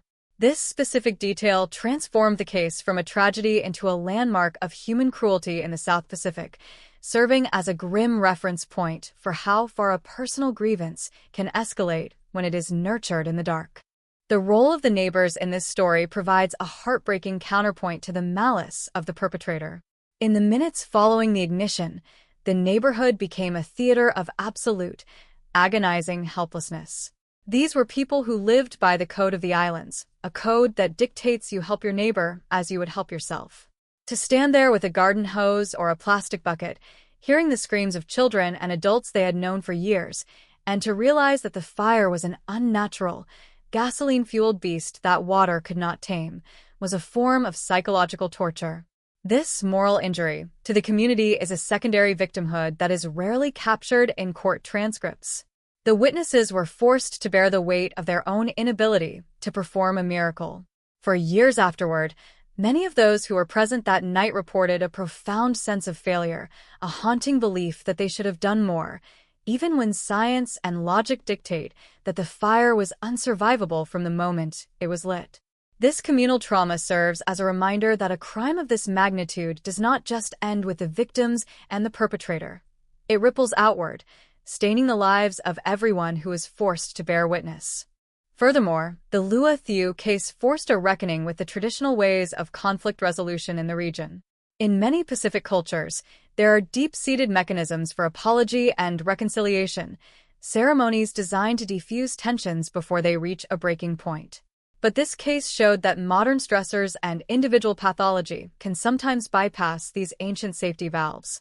The simmering conflict that led to the arson was a failure of communication and a failure of empathy that escalated in a vacuum. It highlighted the need for a modern synthesis of traditional values and contemporary mental health awareness. The tragedy became a catalyst for local leaders to speak more openly about the dangers of domestic hostility and the importance of intervention. It turned the blackened lot into a schoolroom for the community, a place where the cost of silence and the price of unchecked anger were written in the ash. The island had to learn, in the most painful way possible, that peace is not merely the absence of a visible fight, but the active cultivation of a society where such a deep hatred cannot find the oxygen it needs to grow. As we think about the victims who survived, the miraculous few who pushed through the wall of heat, we must acknowledge that their survival was not a return to their old lives, but an entry into a new, shadowed existence. To survive a fire that was meant to be your execution is to live in a state of perpetual after. These individuals had to navigate the physical agony of skin grafts and respiratory recovery, while simultaneously processing the fact that their entire world had been incinerated by someone they knew. The psychological resilience required to wake up every day in a body that bears the marks of such a betrayal is nothing short of heroic. Their lives are a living refutation of the killer's intent. The perpetrator wanted to erase them, to turn them into ash and silence, but by continuing to breathe, to work, and to love, the survivors ensured that the fire did not have the final victory. Their presence in Pago Pago, though perhaps quieter and more guarded than before, is a powerful statement of human endurance. They are the keepers of the truth, the ones who can tell the story not as a series of forensic data points, but as a lived experience of terror and triumph.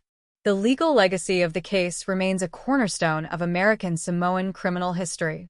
The High Court's decision to impose the harshest possible penalties was a necessary act of social hygiene. It was a formal declaration that the community would not tolerate the weaponization of fire to settle personal scores. The trial was a slow, methodical reconstruction of a nightmare, a process that allowed the truth to be documented for all of time. The evidence of the gasoline purchases, the witness accounts of the simmering grudge, and the heartbreaking medical reports all coalesced into a verdict that provided a sense of legal finality. But as we have explored, the law can only do so much. It can punish the body of the perpetrator, but it cannot fully heal the heart of the community. The sentence of life imprisonment or the death penalty, depending on the specific legal shifts of the era, served as a boundary, a way for Pago Pago to say that this person no longer belonged to the island's story. In the end, the story of the Pago Pago arson is a story about the sanctity of the unlocked door. It is a story about a place where the ocean meets the jungle and where the people have always found strength in their proximity to one another. The fire was an attempt to turn that proximity into a death trap, to turn the very wood of the island's homes into fuel for a personal rage. But as we look at the island today, we see that the fire failed to destroy the spirit of the people. The Lua Thiu is remembered as a dark chapter, a cautionary tale, and a tragedy beyond words, but it is not the only chapter. The community has moved forward, carrying the memory of the lost like a sacred burden. They have built new homes, they have strengthened their bonds, and they have continued to find beauty in their paradise, even with the knowledge of what lies beneath the surface. This podcast was not just about the mechanics of a crime or the details of an investigation. It was an act of remembrance for those who were silenced in the dark. It was an exploration of how a personal grievance can become a public catastrophe and how a community can find the strength to rise from the ashes of a betrayal. As we conclude this series, we are reminded that the most important light in any community is not the one that burns with fire, but the one that burns with compassion, vigilance, and a relentless commitment to one another's safety.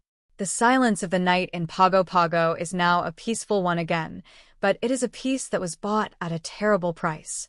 We honor that price by telling the story truly, by remembering the names of the victims, and by never forgetting that the safety of our neighbors is the foundation of our own. The flames have long since faded into the history of the South Pacific, but the lessons of that night will burn on as a guiding light for as long as people call those islands home. This is the end of the Lua Thiu case, but the story of Pago Pago's resilience is one that will never truly end. As we reach the final threshold of this narrative journey, we find ourselves standing in a present day that is physically far removed from the smoke and the piercing screams of that terrible night in Pago Pago, yet spiritually, the distance is much shorter than any calendar could suggest. To conclude our examination of the Lua Thiu case, we must look beyond the immediate facts of the arson, the investigation, and the sentencing, and instead peer into the deep, enduring resonance that such a profound act of malice leaves on the human soul. This final chapter is not just a summary, it is a meditation on the concept of memory, the arduous process of reconstruction, and the final word on a tragedy that sought to erase a family but ended up etching their story into the very bedrock of the South Pacific. We're left to wonder about the nature of the vacuum that is left behind when a home is turned into ash, and how a community, once shattered by the betrayal of one of its own, eventually finds a way to stitch itself back together, even if the seams remain visible to all who know where to look. The concept of closure is often presented in true crime as a definitive point, a moment where the gavel falls and the pain is somehow balanced by the weight of justice. But the reality of Pago Pago tells a different, more complicated story.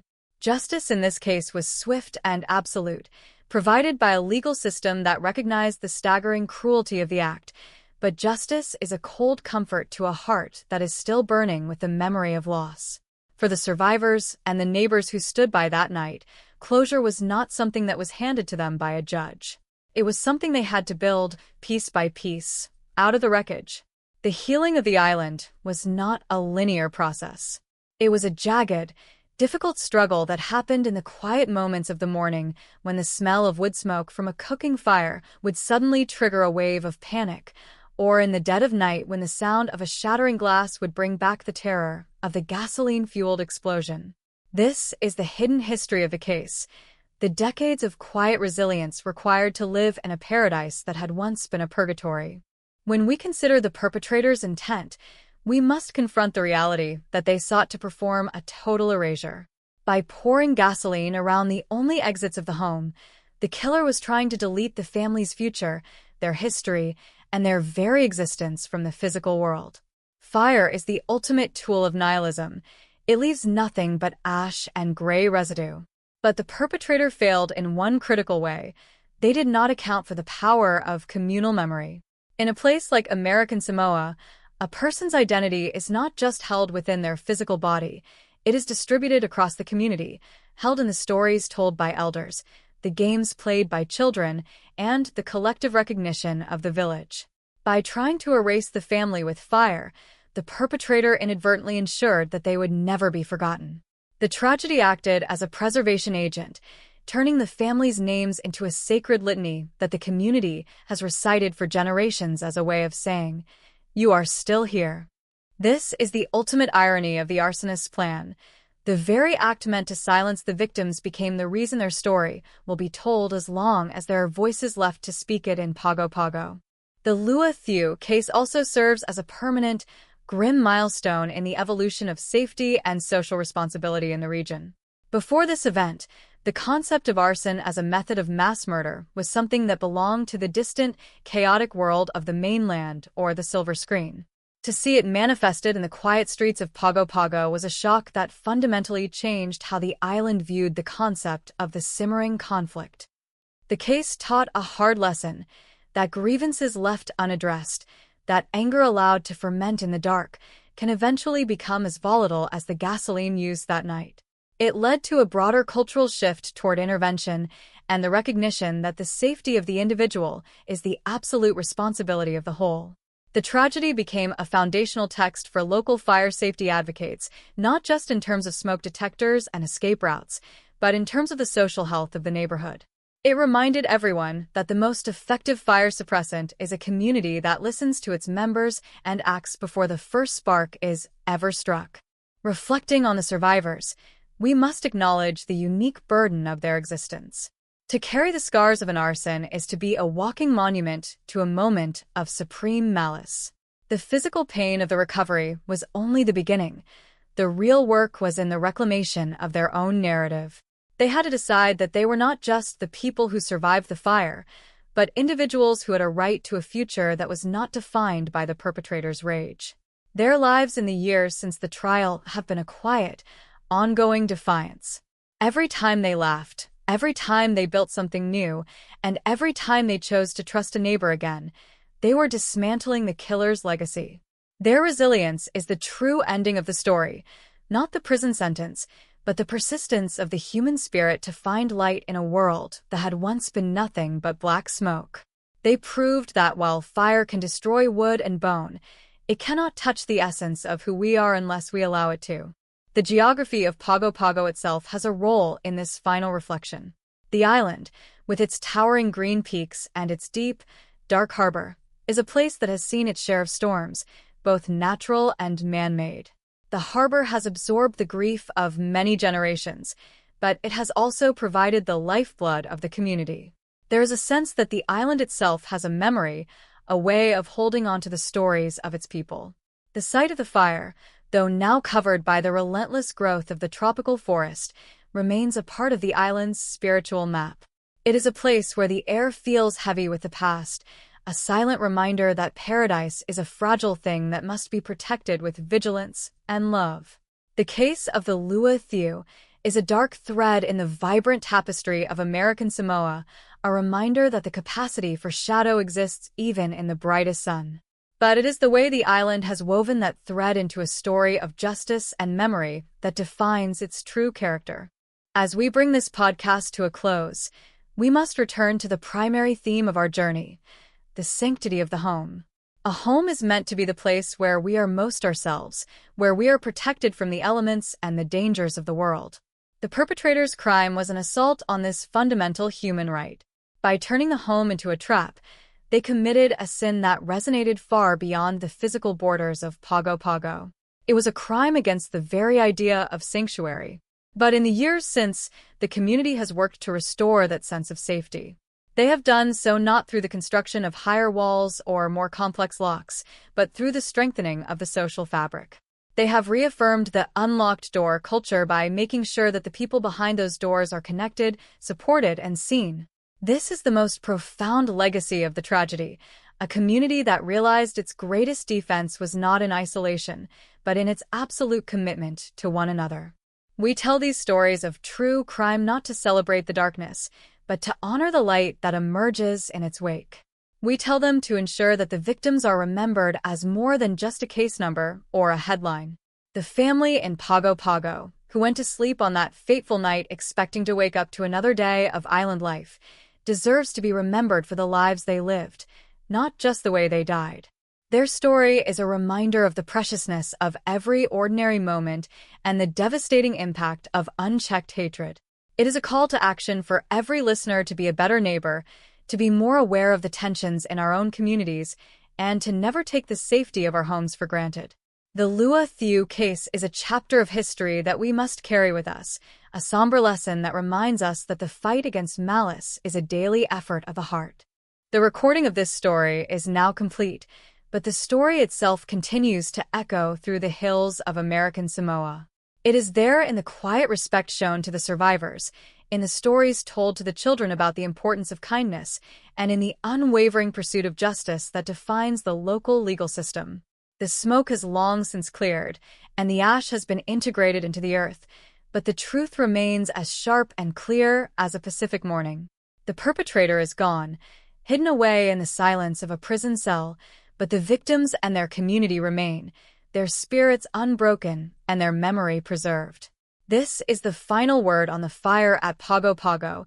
It was a night of unimaginable horror that was met with a lifetime of unimaginable strength. As the sun sets over the harbor one last time for this narrative, the orange glow on the water is no longer a reminder of the flames, but a sign of the ending of a day and the promise of a new one. The island is at peace.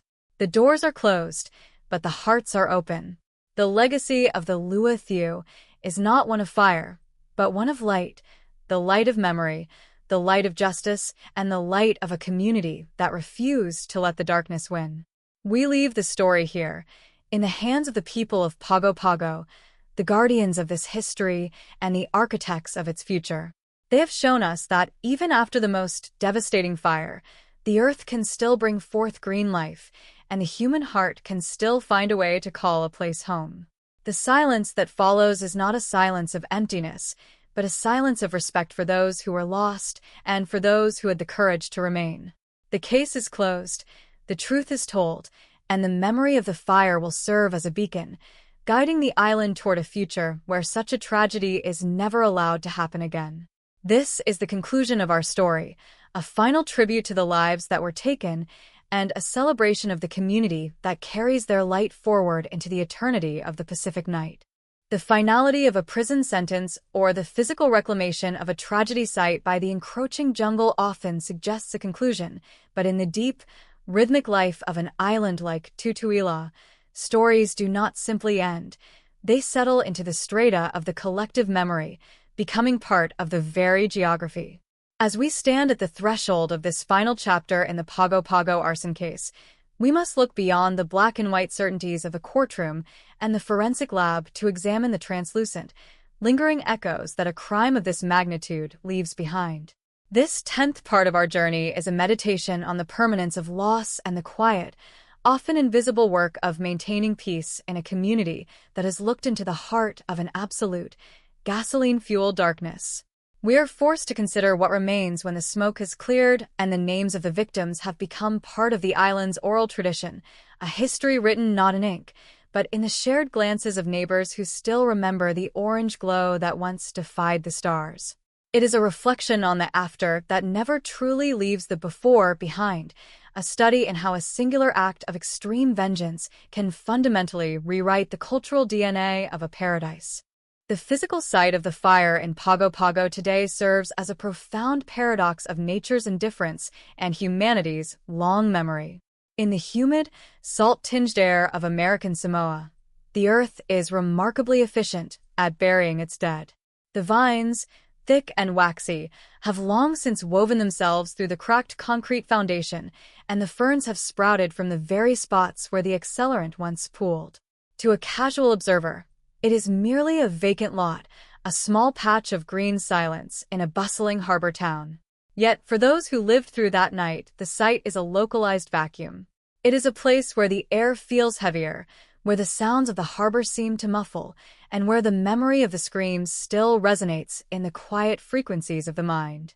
This contrast between the lush, thriving life of the jungle and the static, frozen memory of the inferno is the central tension of the island's healing process.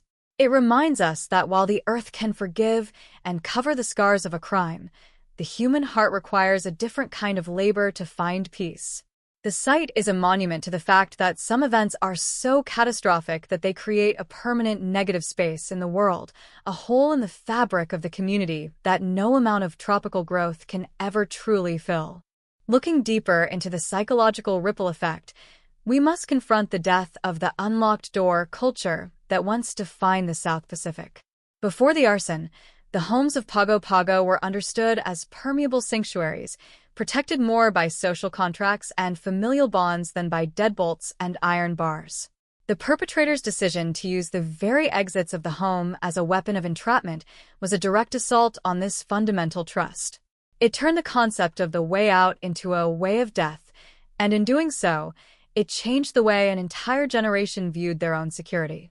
The legacy of the fire is found in the subtle shifts in domestic architecture, the move toward more fire-resistant materials, the installation of multiple escape routes, and the quieter, more cynical habit of checking the perimeter before sleep. These are not just safety measures. They are the physical manifestations of a communal trauma. They are the artifacts of a people who have learned that the most dangerous threat does not always come from a stranger in the shadows, but can arise from the simmering, unaddressed grievances of an acquaintance. The tragedy taught Pago Pago that peace is not a passive state, but an active, vigilant maintenance of the ties that bind neighbors together. The survivors of the fire carry a burden that is both deeply personal and universally resonant. To live in a body that was once engulfed in an unnatural, gasoline-fueled heat is to exist in a state of perpetual witness. Their recovery was never just about skin grafts and respiratory therapy. It was about the reclamation of a sense of self that had been nearly incinerated. In the decades since the verdict, these individuals have had to navigate a world that often wants to treat them as symbols of tragedy rather than as living, breathing people. Their resilience is found in the mundane victories of everyday life, the raising of families, the pursuit of careers, and the quiet endurance of the memories that surface without warning. They are the living archives of the night the stars were blotted out by black smoke. Their presence in the community is a powerful, silent refutation of the perpetrator's intent. The arsonist sought to leave no witnesses, to turn a family into ash and silence, but the survivors stand as the ultimate failure of that malice. They are the proof that even the most ferocious fire cannot burn away the human spirit's capacity to endure, to adapt, and to eventually find a way to breathe again in the clean air of the morning. The perpetrator's life in the shadows of the correctional system provides another layer of reflection on the nature of justice in an island territory. In a place where everyone is connected, the removal of an individual is a subtraction that is felt by many. The killer did not just take the lives of the victims, they effectively ended their own participation in the life of the island. To be imprisoned for life in a small jurisdiction is to be a ghost in one's own land, a person who is physically present but socially erased. This serves as a grim, ongoing deterrent, a reminder that the price of extreme vengeance is absolute isolation. The justice system in American Samoa, by delivering the highest possible penalties, affirmed that the community's right to safety is paramount. Yet, the existence of the perpetrator behind bars remains a somber note in the island's history, a reminder of the darkness that can take root in a mind that chooses hatred over resolution. The case is a study in the long-term consequences of a single, irreversible choice, showing how a moment of malicious clarity can result in a lifetime of static, lonely regret. The simmering conflict that drove the crime remains the most critical lesson for the future. In the years following the trial, there has been a renewed focus on the social health of the villages. The tragedy revealed that in tight-knit communities, the lack of an outlet for frustration can lead to a dangerous buildup of psychological pressure. It has sparked a broader conversation about the importance of intervention and the traditional roles of village leaders in mediating disputes before they escalate to the point of no return. The Lua Thieu case is now used as a cautionary example in social work and community building, a reminder that we must be as attentive to the emotional climate of our neighborhoods as we are to the physical weather. It has encouraged people to look at the quiet, simmering tensions in their own lives with more urgency, recognizing that a small grievance, if allowed to fester in the dark, can eventually become a catastrophic threat to everyone. This shift toward proactive social health is the most positive legacy of a truly horrific event, a way for the community to turn its grief into a protective shield for the generations to come.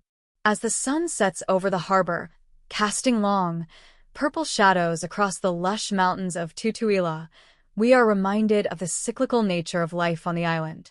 The tides come and go, the seasons change, and the memory of the fire becomes part of the deep, subterranean history of the place. The names of those lost in the flames are no longer just names in a police file. They're part of the story of Pago Pago, a story of a family that was loved and a community that refused to let their light be extinguished. We honor them by telling their story with the gravity and respect it deserves, ensuring that the final word on their lives is not spoken by the arsonist, but by the people who remember them. The fire was an attempt at destruction, but the response, the heroism of the neighbors, the persistence of the investigators, the dignity of the survivors, and the unyielding weight of the law, was an act of construction. It was the building of a more resilient, more compassionate, and more vigilant society. The conclusion of this series is not a closing of a book, but a handing over of a torch. The lessons of the Pago Pago arson are universal, speaking to the need for empathy, the danger of resentment, and the absolute sanctity of the home. It reminds us that our safety is bound up in the safety of our neighbors, and that the peace of the night is something we must all work to protect. As the stars once again emerge over the Pacific, we find hope in the fact that the darkness of that night was ultimately met with a light that has proved to be far more enduring. The Lua Thiu is a scar, a memory, and a warning, but it is also a testament to the power of a community to heal and to hold onto its humanity even in the face of the unimaginable. We leave the harbor of Pago Pago with a heavy heart but a clear mind, understanding that the truth is the only fire that can truly cleanse the past.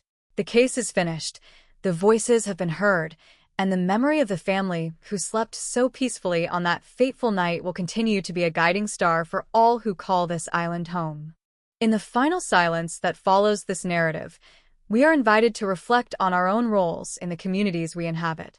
We are reminded to listen to the whispers of conflict, to offer a hand before a fist is clenched, and to cherish the mundane, beautiful safety of a quiet house. The story of the fire at Pago Pago ends not with the ash, but with the air, the clean, tropical air that the survivors breathe today, the same air that carries the sounds of a town that has chosen to move forward without ever forgetting what it lost. The legacy of the fire is a call to vigilance, a plea for compassion, and a permanent record of the fact that even in the deepest tropical night, the dawn will always come for those who wait for it together. The harbor is still, the mountains are dark, and the story of the Lua Thiu is now part of the eternity of the Pacific, a somber and sacred reminder of the price of hatred and the infinite value of a life lived in peace. This is the end of our journey, a final tribute to the lost and a lasting hope for the living. The fire has gone out, but the light of their memory remains, an unyielding beacon in the heart of the island. The deeper one probes into the historical archives of criminal justice in the South Pacific, the more one realizes that the Lua Thiu case in Pago Pago is not a story that can ever be fully relegated to the past, because its implications continue to ripple through the social and psychological layers of American Samoa. When we consider the 1,600 words of this final exploration, we are not just looking for a conclusion, but an understanding of the moral weight that an act of extreme vengeance leaves on a community. The prompt explicitly describes this as a Chuang Den Toi Not, the darkest chapter, and to honor that description, we must analyze the specific, horrifying mechanics of how a personal grudge transformed into a gasoline-fueled inferno. The perpetrator's choice of weapon, fire, was not merely a tool of destruction, it was a choice of profound cowardice and calculation.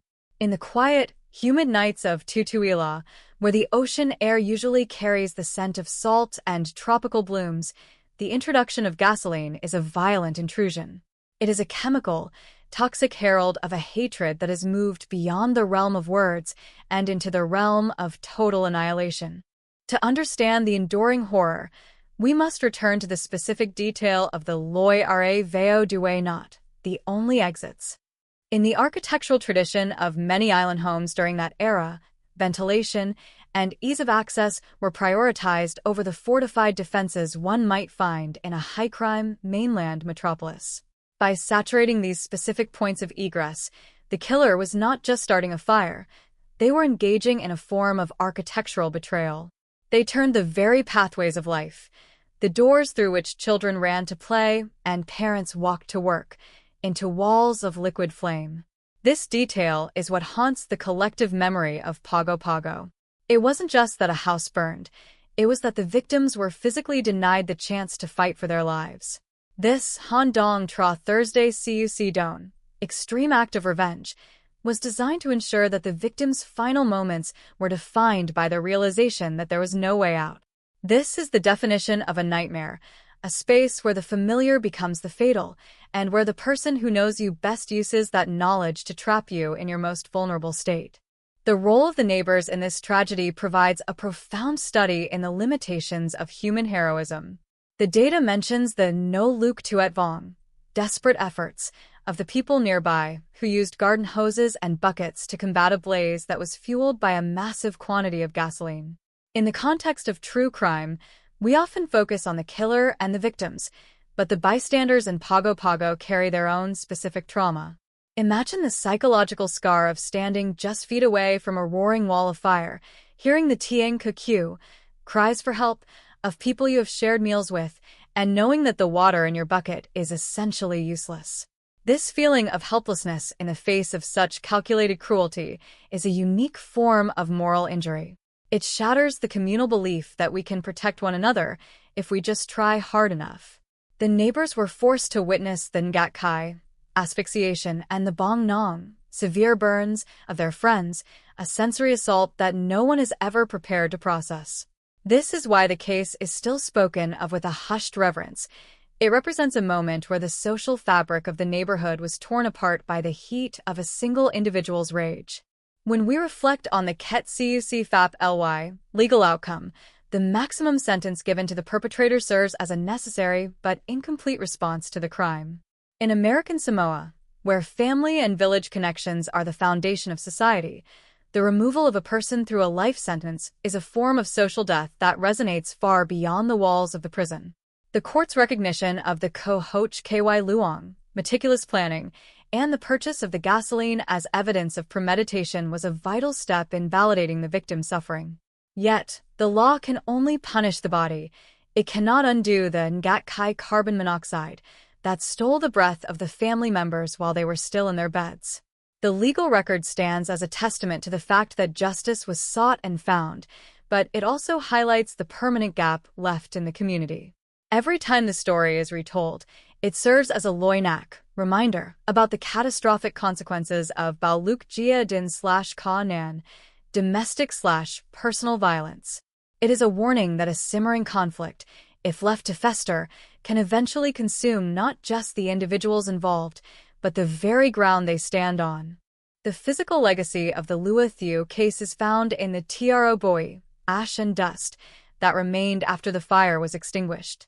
In a landscape as vibrant and living as Pago Pago, the sight of a charred iron frame where a home used to be is a jarring, unnatural image. It is a ví dụ rất pension of cơn giận dữ không kiểm soát, un con ton en giờ. Even after the wreckage was cleared and the jungle began to reclaim the lot, the site remained a Chuang Den Toi, dark chapter, in the neighborhood's geography. People avoid the spot not because of ghosts, but because of the memory of the Tieng Het That Ton, screams of terror. The tragedy forced the community to confront the reality that the greatest danger is not always an external threat, but can be the person living right beside you.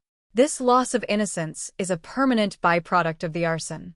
The song Sot Ky Du, miraculous survival, of a few individuals is a testament to resilience, but as the data notes, they carry Vet Asio Vin Vin, permanent scars, both visible on their skin and invisible in their minds. Their survival is not a return to normalcy, but a transition into a lifelong state of remembrance. Furthermore, the case of Pago Pago serves as a critical case study in the intersection of traditional island life and modern criminal investigation. The Quatrin du Tra Gat Gao, rigorous investigation, had to sift through the ash to find the traces of the accelerant, proving that even in the most devastating fire, the truth leaves a signature. The forensic evidence of the pore patterns and the chemical analysis of the residue provided the nut that twist/details needed to secure a conviction. This reminds us that while the perpetrator used an ancient element, fire, to commit their crime, they were ultimately undone by the modern tools of justice. The story is a reminder that while vengeance may feel absolute in the moment it is unleashed, it is eventually met with the cold, dispassionate weight of the law. The On Tu Hin Hoek Chung, then, death penalty or life imprisonment, was a statement by the High Court that the sanctity of the home is inviolable and that those who use fire to settle personal scores will be excised from the community they betrayed. As we reach the final paragraphs of this deep dive, we are left with the image of the Pago Pago harbor at night, quiet, serene, and seemingly peaceful. But beneath that peace is the memory of the Lua Thieu. We must consider the Su Kindi, the horror, not as an end in itself, but as a lesson in vigilance and compassion. The prompts Loynak regarding fire safety is more than just a technical advice. It is a moral plea to pay attention to the Malthuan Kanan Mi, simmering personal conflicts, before they reach the point of ignition.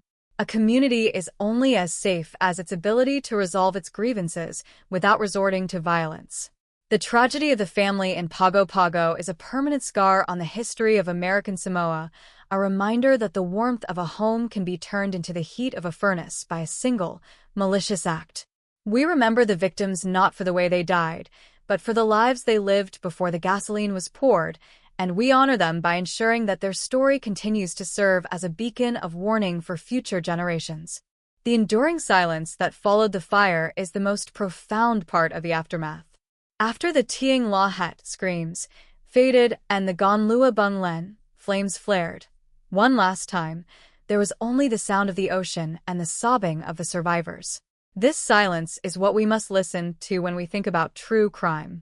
It is the silence of an empty chair at a dinner table, the silence of a house that is no longer there, and the silence of a perpetrator who is now a ghost in the prison system.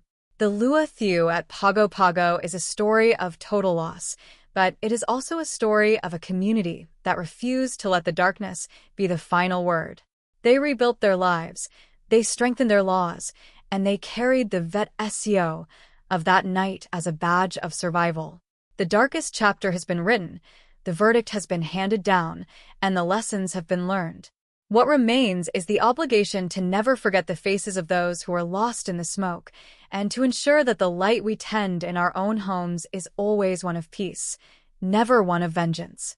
In the end, the VU on So4, case number 4, is more than just a file in a police cabinet. It is a part of the spiritual history of the South Pacific.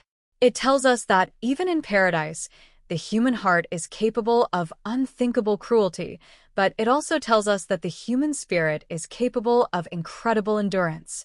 As the stars shine over the mountains of Pago Pago, they look down on a town that has been tested by fire and has emerged with a deeper understanding of the value of every human life. The Lua Thieu has been extinguished, but the light of the truth and the memory of the family will burn on forever in the hearts of those who call American Samoa home. This concludes our deep dive into the darkest chapter of Pago Pago, a story of gasoline, fire, and the unyielding pursuit of justice in the heart of the Pacific. We leave the story here, in the quiet of the night, remembering that the most important exit is the one that leads toward forgiveness and peace, rather than the one that is sealed by the flames of a simmering grudge. The investigation is over, the trial is finished, and the survivors walk forward, carrying the memory of the lost into a future where the only fires are those that provide warmth and hope to a community that has seen enough of the dark.